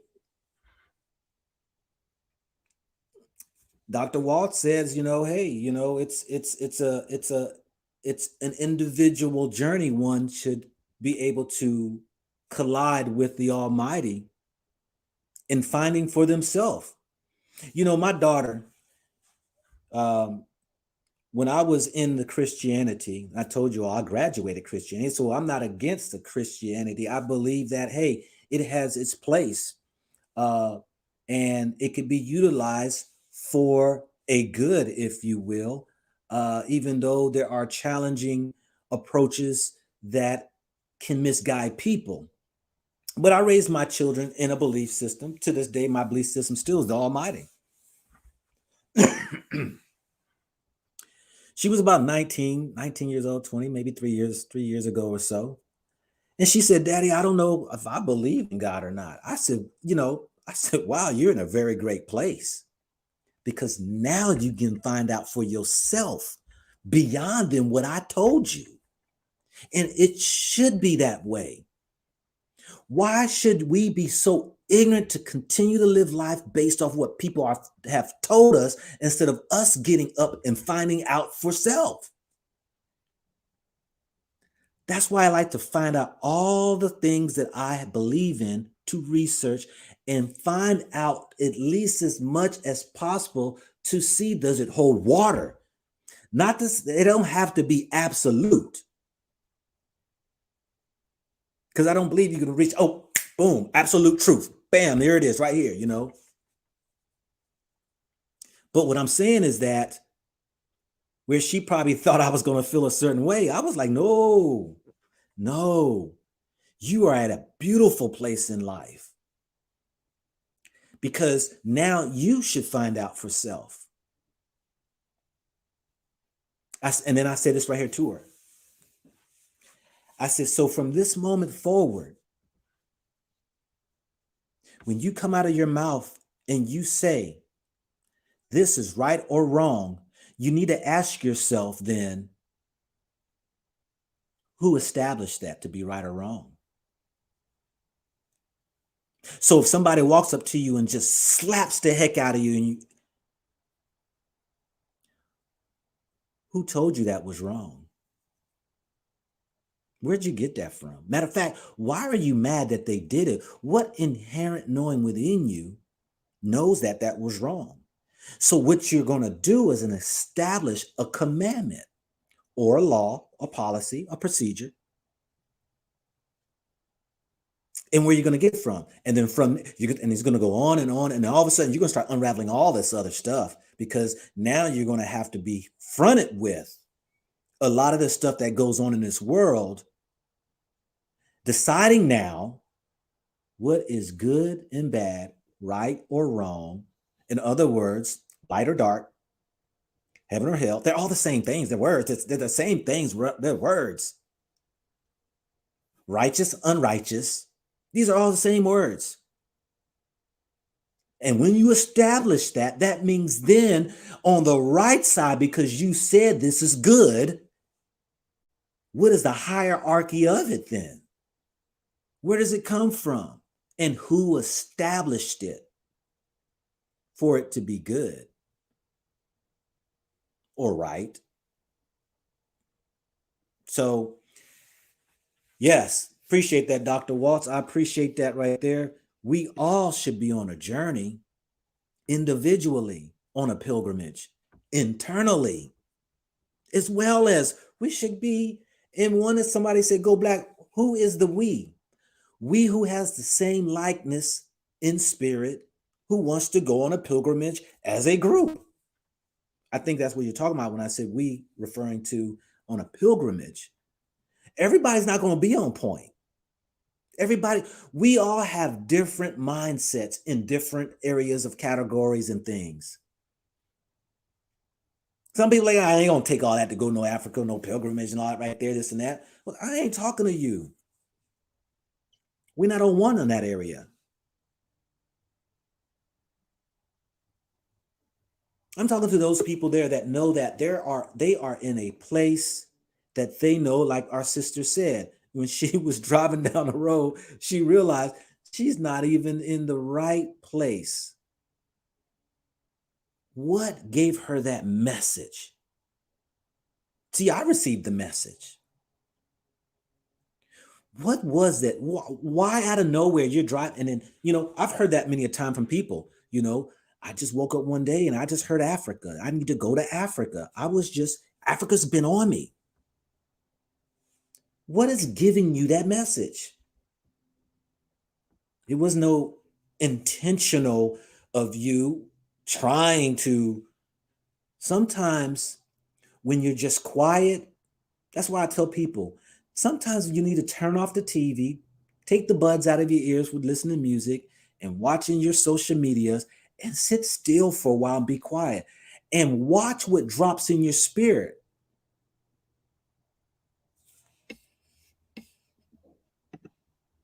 We got Tiarka in the house. Can you hear me? You got yourself on mute. Tiarka, take yourself off of mute. But yeah, family, he dropped off. So, I got 3 more minutes, and let's look what you all got to say here. Okay, he's back. Let's see if he come on in. You're still muted. Okay, there you are. You off muted. Okay. Now you're back muted. So I'm saying the pilgrimage starts within first, and then it comes out. Because if you can't, what good does it take? What good is it for one to go to a journey outwardly and haven't delved deeply within?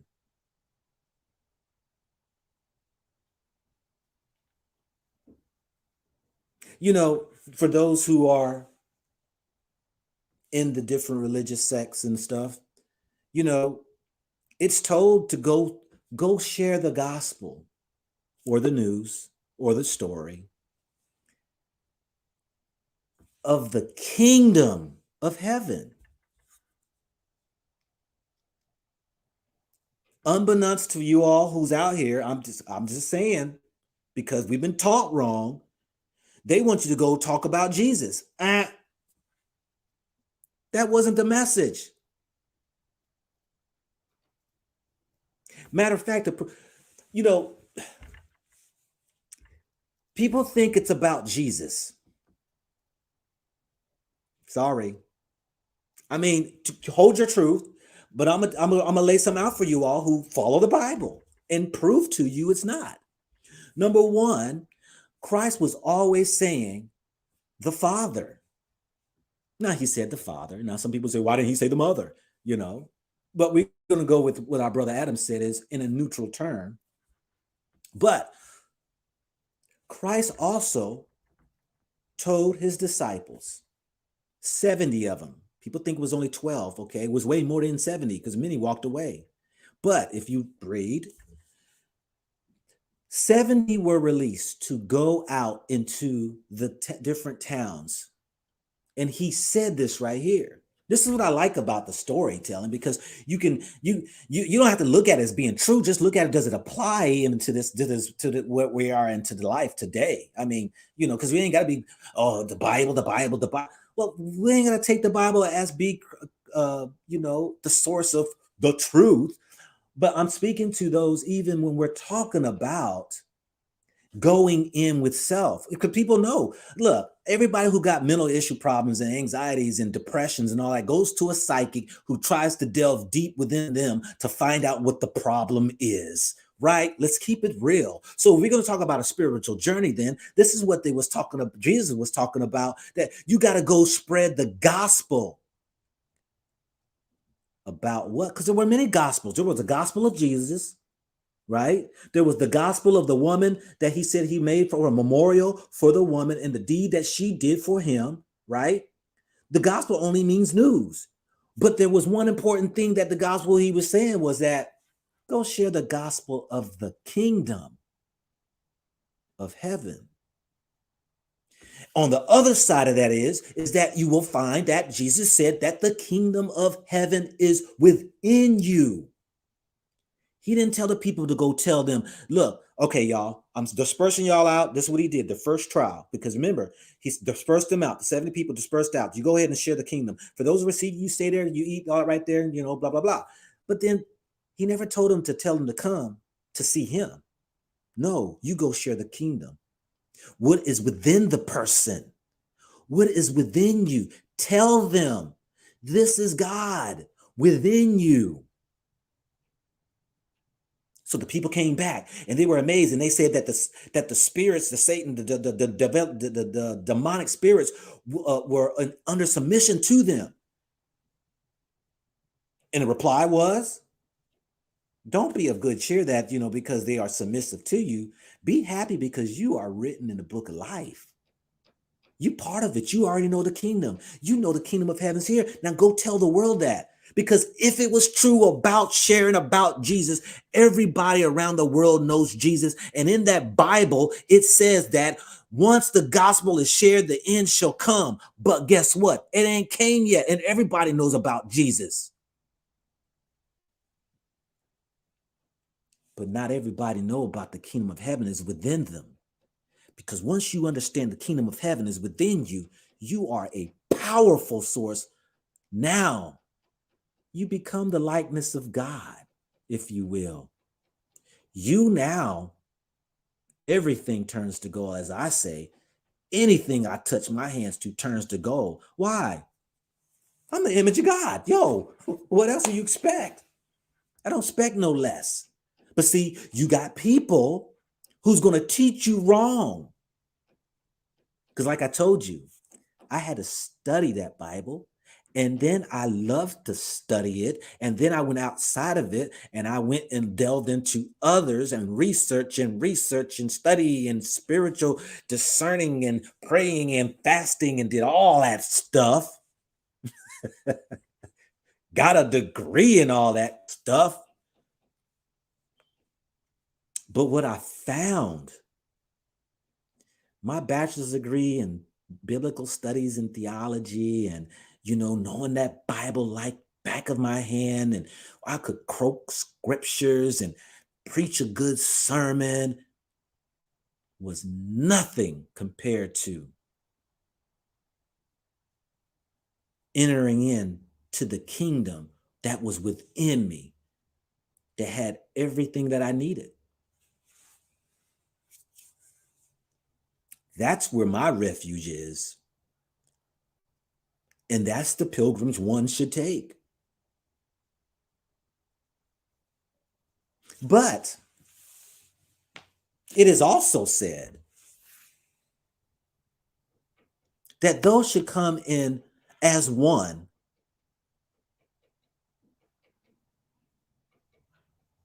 and be brother, sister, and brother in the brother and sisterhood as one in that congregation, congregating together. Why not? Because there is power in numbers.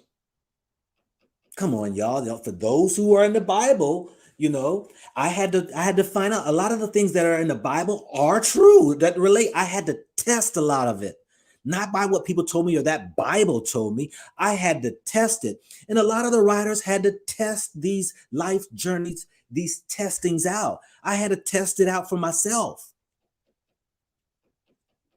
Where 2 or 3 are gathered, y'all know the rest. Not one, or when 2 or more touch and agree. Not one. Power. Powerful things can be done. That's why it's so important that a man has a woman and a woman has a man. And when y'all become one, y'all should be a powerful house.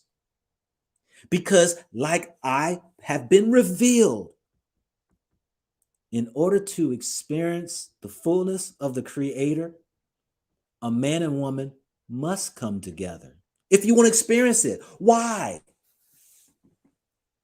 Because it says that the man and the woman is the Creator.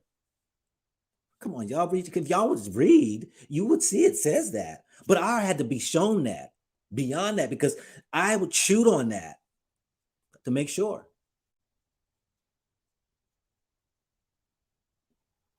Now, experiencing that because you have 2 opposing forces. The sad part is the church been telling y'all he, and never mentioned about she, the she side of God.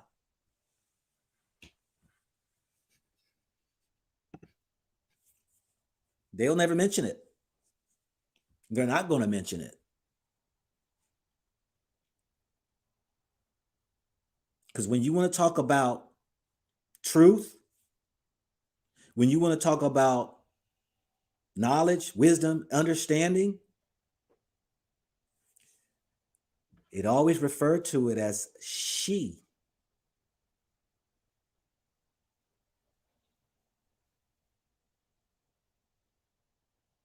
And when a man and woman comes together and the two opposing poles of life and come together as one, you become the fullness thereof. What do we see today in society? Nobody getting married today. People ain't trying to connect as one. People just want to live together or just get married and be your half, my half. We're not going to unite as one and collab together as one and build. No, that's yours, that's mine. That's mine, that's yours. And yet we'll never be able to experience and enjoy the fullness of the Almighty by joining 2 spiritual entities, forces together, which should be to become the one. That's powerful. And when men and women understand that, I'm telling you, yo, your life will never be the same when you understand that you are the image of God, creating with the 5 senses. It is what it is. Family, I appreciate each and every one of you all. Yes, I will keep y'all abreast on the pilgrimage of what I will be having in store for us. I believe it will change many lives, giving different perceptions, giving different mindsets. Shout out to each and every one of you all. Shout out to those who just spent your morning here just listening to a guy like me who happens to be the image of God. And hopefully you see that you are the image of God and that you stand up flat-footed on your spot, square, wherever you are, and rightfully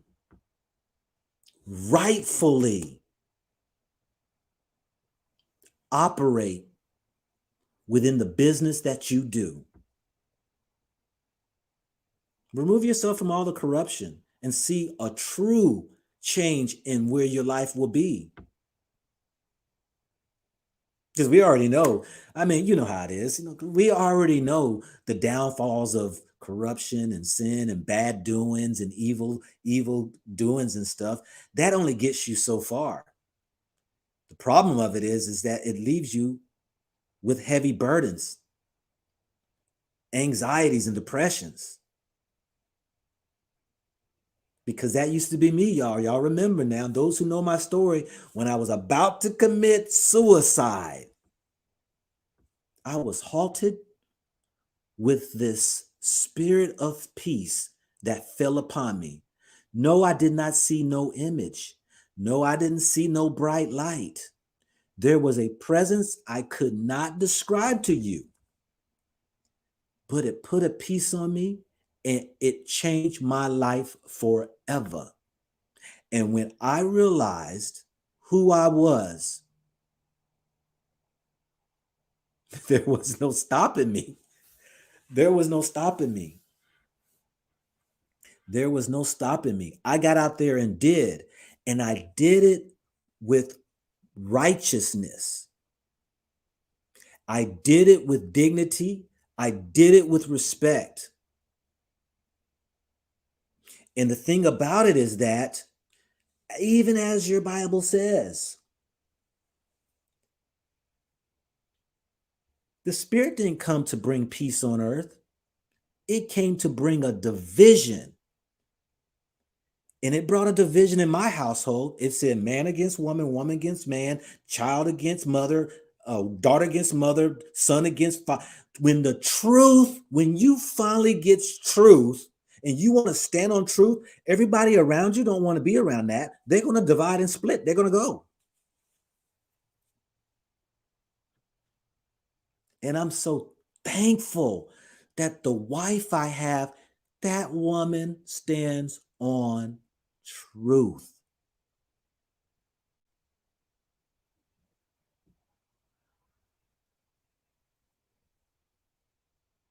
She stands on truth. And I know the reward of truth. And I know the reward of no truth. I know the reward if I do something bad. There's consequences in everything. There's consequences in everything. And I know the rewards of it. And I got tired of being the example when I was out doing all the evil things of the world. I got tired of that. I said, it's time for me to start to pay, let somebody else now be the father of that. Let me now be a better example for people.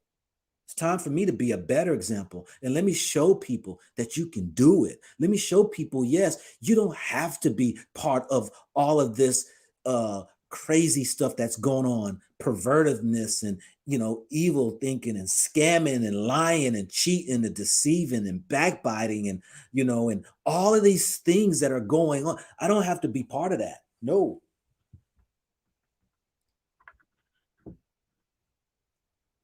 Don't have to be part of that no more. I spent a lot of time in that. Now it's about, I'm on the side of light now. It's about, you know what? I'm going to grow more into the light. I'm going to grow more and more to it. I'll never get there at the very end. I don't believe it's ever, there's never an ending. It's infinite. It's a lifelong journey.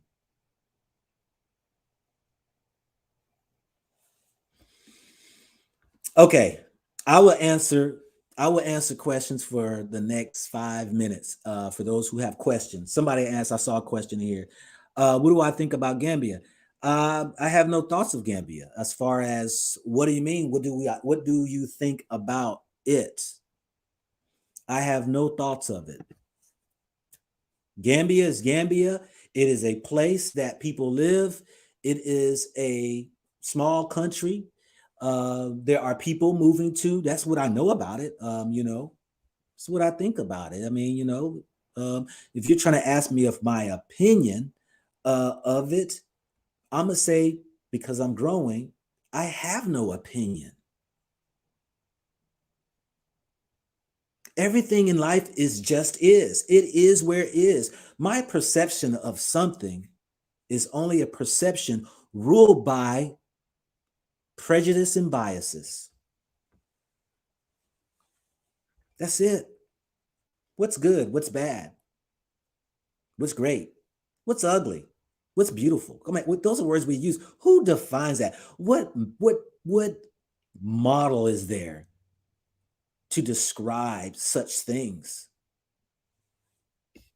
All right, questions. Do we have questions? When are you coming to Cameroon? I just reached out to a sister who has a YouTube channel and asked her, would she show me around in Cameroon? So I'm waiting on her response, and maybe I can come up with some time frames. Please email me if you are in Cameroon, and you would like to maybe show me around and all that right there. We can get to know each other before I come. Make sure that you're on the up and up. And maybe we can do something. Yeah. Next question. Let's see what we got here. Is that it? Because I'll come to a close. Ever recover from COVID? Yeah, I'm recovering now. I don't know if I had it. You know, I had a sickness. I don't know. They didn't even know. Y'all saw my video. Please watch my video. A positive and a negative test. I don't know. I could have had the 48-hour bug, viral or something, as my wife says, you know. Don't know. I'm not going to let them define what I have. You know, I was y'all gonna get me on starting talking again. But the doctor told me, well, she was a nurse practitioner. I told her my symptoms. She says, well, you know what it is, right? I said, no, that's why I'm here, to get the test. She says, well, you know, I mean, it all falls in line that, you know, I said, no, I don't profess or speak anything.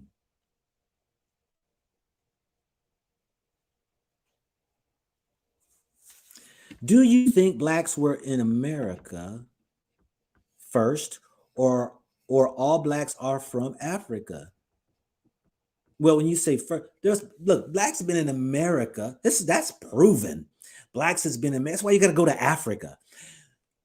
Blacks has been in, or Africans has been in America way before the Europeans. Africans, Blacks, if you will, have been around this whole entire globe. In most cases, the first to be on majority of the land continents.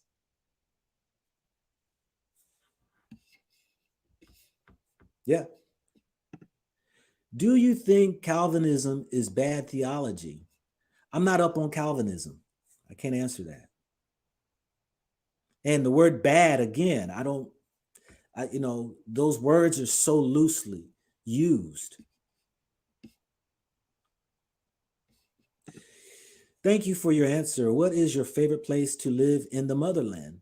There is no favorite place. There again, favorite is a word that is used that is built off of prejudices and biases.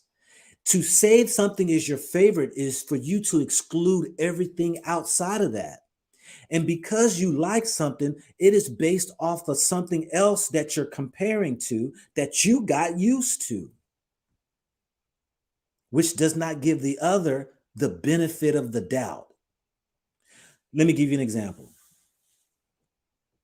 When you go to different countries, which I have, you're going to experience different types of foods. And you're going to find that in this crazy world we live in are thousands of different types of spices that your taste buds have not even got an opportunity to even experience. But when it does, your brain is going to jump circles. And your taste buds may reject the very thing that you just tried because it has been so used to the very foods you've eaten. And because you tame that beautiful taste buds of yours and you eat something that is foreign, the first thing you're going to say is, I don't like it. And it's not necessarily that you don't like it. It's the fact that your taste buds in your brain never experienced it before. So, favorite is meaning something that I've gravitated towards that I liked based upon my experience of how it did for me. And I think that's really unfair, because you're going to find the very things that might be your answer that you've been praying on or hoping for is the very thing you stayed away from because you don't like. That's why I tell my kids to enjoy all things, to experience some things, but never shun away something because you don't like how it looks, smells, tastes, touches. You just may never know that that might be the answer for what you're looking for. But because you have been indoctrinated into certain things, when you get to places, you become shocked, as they call, culture shocked. And then you will run back to what you're so used to and miss out on the very blessing that was waiting for you. Thanks for that question, though.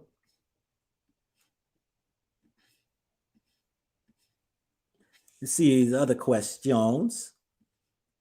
If you don't have a question mark, I'm sorry. I need a question mark because I can't read through the whole thing when it might be comments or people talking to other people and stuff. So please put a question mark at the end. I think we were taught that in English, right? I know. But if I see stuff like, what, how, when, where, how, why, okay, I will try to grab to those right there. But some people are making comments, but then at the end of their sentence, they might have a question. What do you think about the story of Noah? It's a story. And it's a relevant story. Now, I've shared with people this right here. It's not about the story if it's real or not. It's about the spiritual content of it. Was Jesus real? I don't care if Jesus was real or not walked this earth. The spiritual message that was given is something that I can relate to and understand. That individual, Jesus, was a revolutionary who spoke out against the government and the religions. That is a fact if you read it. He spoke out against that, and he was bringing people to a spiritual, almighty, he said, Father, or what have you, and telling people to take your allegiance out of them and build what the kingdom within you is and go within it and have something more precious. I had to run my test of life and find that to be so true. Harriet Tubman, who I said I like the she wrote, people argue, well, she wasn't real. I don't care if she was real or not. It is the spiritual component. She went back into slavery and grabbed people out of slavery. We know those were actions, a spiritual action that was done. Martin Luther King, he did the same thing. These are spiritual characteristics that we try to emulate or do or follow at times, don't we?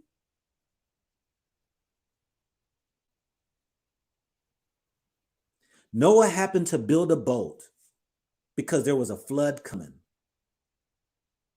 I built a channel of going back to Africa. It's whether people wants to jump on board and go or not. And if something just so happens to where America, UK, Europe, or Canada falls, and you find that Africa is still standing, like during this time right now, during the whole the variant thing that's going on, then you now have to ask yourself, was he a messenger? I don't know. Thanks for that question, though. I like that. What is the tides between Kemet and Ofi besides African spirituality? I don't know. I don't know. A lot of these things, I just don't know. I can be open and admit that some things there's things I just don't talk about. I don't know enough of.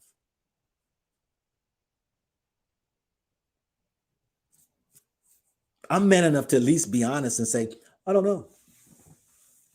How many people do they say that? I don't know. I don't know. I only speak about stuff I do know. And if I feel as though I'm not at least educated enough in my research to know, I don't know. Thank you very much, Cameron, for your heart of giving. How are brothers perceived in Africa who have white wives? I'm black and my wife is white and we have children. Would we be welcome? Yes, you would be. You would be welcomed. I'll tell you this right here. Africa is open to everybody. That is an inherent genetic dispensation that we have, a heart of love. It's because of the Europeans who have done their horrific genocide across the globe. We have hated. They took advantage of our love by when we welcomed them in.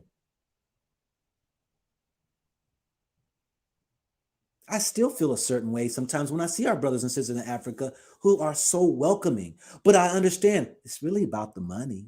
And a lot of them are aware that they don't care about them. But no, you'll be welcome. Without a shadow of a doubt. Let's see here. Other questions.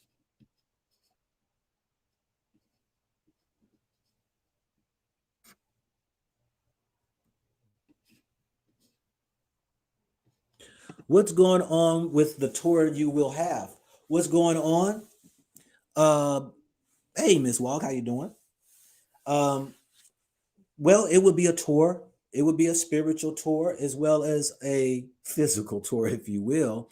But I mean, you know how it is that schools take kids on field trips, churches go on retreats. And then we as individuals, sometimes we'll unplug and go into our private place. And with this tour I want to put together, this pilgrimage will be meaningful on the spirit side as well as the physical side. And the physical side would be gaining a head knowledge of education of the stories that you will be able to see would hold in that country. And probably it would be Ethiopia. Yeah. Thanks for asking.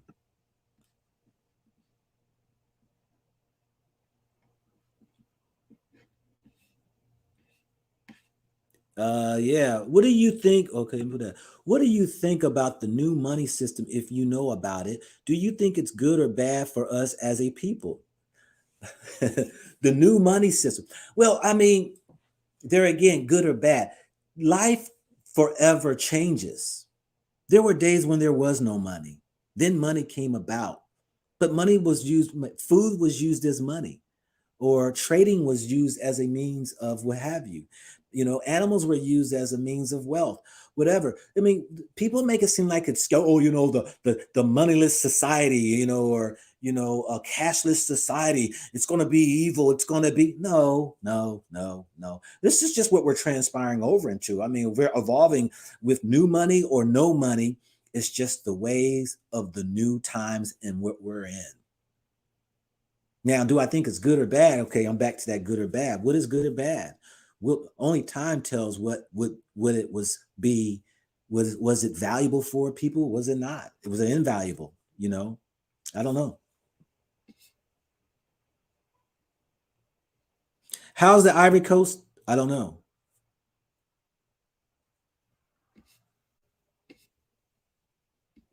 Other questions. Let's see.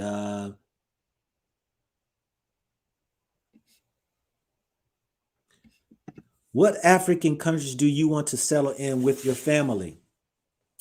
You know, we're international and got property international. And we want me and my wife want to strategically place properties around.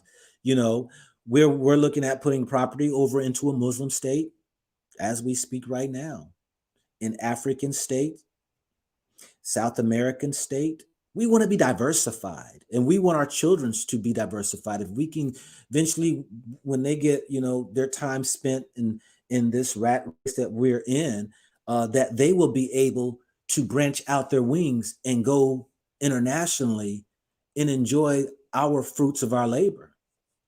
And so that, it will develop them to be a free spirit beyond thinking you are part of a border of a land, calling yourself such, that will limit you.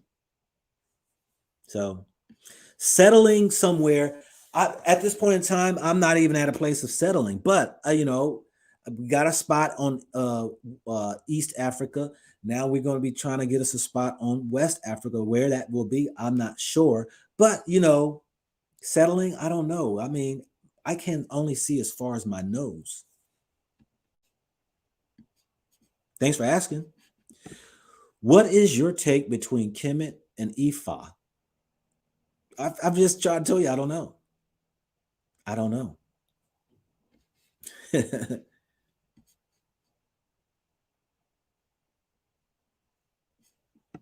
Heading to Benin next month. Any advice? I haven't been to Benin. I don't know if you've been to Africa before or not, but if you haven't, I have a international pre-travel guide that I sell for $40. It will prepare you for what you need to take with you. Some things that you might need to keep in mind, some websites you need to go to make sure that you register while you're there as a U.S. citizen, first aid stuff, some apps you need to download, things like that. I have in my travel guide. So if you want that, you can go ahead and purchase that. Just reach out to me at goblacktoafrica@gmail.com. And you can purchase that. $40, great package. People love it. Do you think the Native Americans discovered Columbus lost at sea? I don't know. One of the things, family, I'm a man that I had to come to a place to realize I don't want most of my life being controlled by other people's narratives, stories, and the books that we've read. You find so many books that contradict each other, and you're lost, like I was the other day, taking a test, positive from one lab and negative from another lab. It's all a bunch of bunk. I wasn't there. I wasn't born. I don't know. I don't know. And not to be, over your question, you should make it, belittling your question or anything like that. But really, I mean, and where does it get me if I did know? I mean, if I did know, that means I was there. 50 years from now, people are going to be saying, do you believe that there was this going on back in the day or that back in the day? Back then, now we got videos and audios, where back then it was only the writing of a man's pen. And we know that in order for books to even be published, it had to be approved by those who were in power to release it to the public. And it would be heavily scrutinized on what it was said. That's why the books that are put in before us and our children in the schools, they go through a grueling examination of what information will be put into the minds of the children. This is manipulative, straight up manipulative tactics. If not, why do they keep saying Columbus discovered America? There are so many things that are unfounded that they still keep promoting. Thanks for your question. Let's see here. I lost my spot. Was that it? No.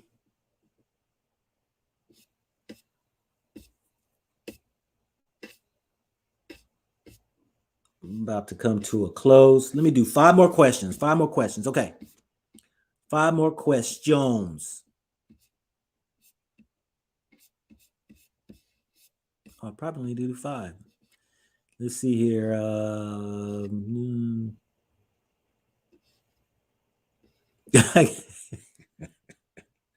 So you put the question mark in front. Okay, Joe, I like that one. That's right there. I love that right there. That gets your attention. Put the question mark in front. He's going to catch it. It's the Congo. That right there is very, very, very ingenuous. I mean, what they call it, genius. Is the Congo still colonized?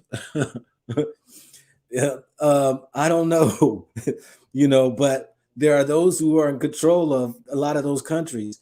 A lot of these countries are still under the control, under the thumb, and under the knee of a lot of these Western worlds. I still say colonized. Good one, Joe. I like that, man. I like that. Greetings to you, Abney. Was it Abney? Okay, family. Let's see here. Coming to the end. Let's see. Okay. Do you have dual citizenship? No, I do not have dual citizenship. What's your take on Jim Crow 2.0? They keep pushing. I don't have a take on it. I really don't have a take on it.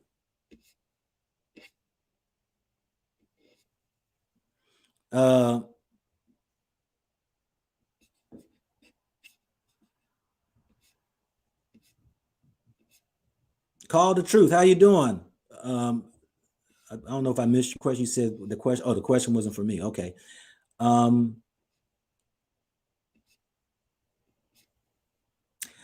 Go Black. Where do you think Africans and African Americans should pilgrimage? Well, you must have missed when I was saying that. I was thinking Ethiopia. So your guess was right. I was thinking Ethiopia.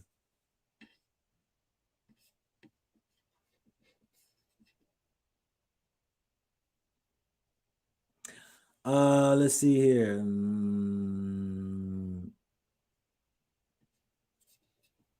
I found myself knowing things that I physically wasn't there for, like a dead uncle who died before I was born. I feel like I was there because I described his house to those who was there. How do I know? I don't know. Couldn't answer that one. I'll say this though. I remember when I had an out-of-body experience. It was, what's so interesting too, and I'm going to pull that up. I just came across, it's interesting, especially Facebook, when you look at your history of all the things that you've posted over the years, you kind of see where, how you were at times and periods and watch some growth and all that right there. I wrote a poem, I forgot about it, and it popped up on my Facebook in my history just the other day. And I did a poem about my out of body experience. I never described it before. No, wasn't drinking. I wasn't smoking anything. I don't do that. I was not out of my place. I was not a loony. I had the experience. Outside of me, looking down at me, actually moving on the edge of my bed, getting ready. I can't describe it. I don't know how. I wish I did. I wish I knew how to do it again and utilize it for a good. These things I don't know. I don't know.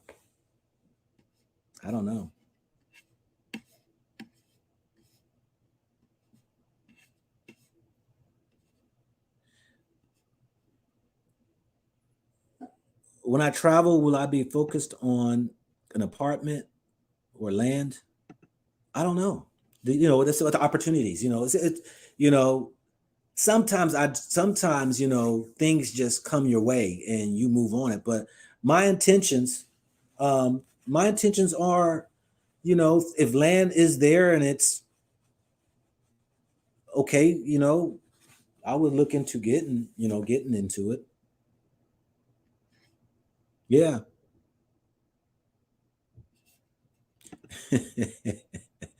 Did you ever get approached by secret society in the military? Yes, I did. But they wasn't really a secret society. They were the OSI, the Office of Special Investigations.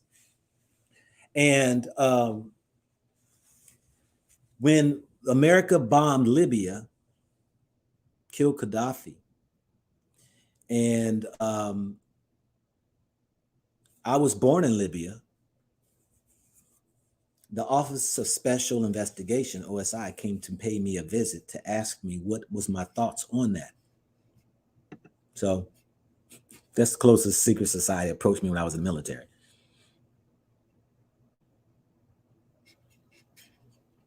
Let's see. Any questions? I got 2 more questions if there are any. 2 more questions left.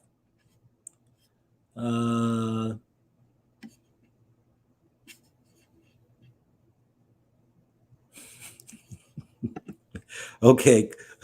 What's it? Cobby Bold. He put 3 question marks at the front. What is the one thing Africans can do for the FBA and ADOS? What can they do? Is join and unite together, you know. And I think that some countries are doing that. You know, they are doing that as they're opening up doors and giving citizenships, and they're giving land, they're giving some opportunities for those to come in, for us to come in and to join in the endeavors of, you know, whether it's building or however, whatever, which way one wants to do. Yeah.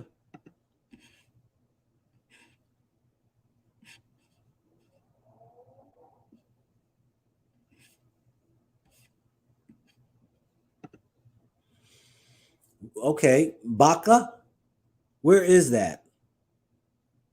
Please share with me where that is.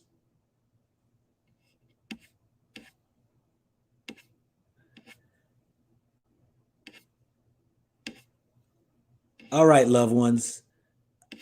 That's it for me. I appreciate each and every one of y'all for giving your time. For those out there who has your kind words, your prayers and your blessings and everything. I thank each and every one of y'all. Those also who gave monetarily, thank you all too as well. I will be giving, be still, you know, providing videos and, you know, my daily thoughts or things that I see. I also am moving more towards, you know, showing the devastation of America and how the Black community and we as a people are plummeting when it comes to our spirits. So, yeah, just stay on that. I appreciate your views. I appreciate your kind words and all that. So thank you very much, people, family. This is your man, not your boy. Go Black to Africa. All right. I'll catch y'all next time.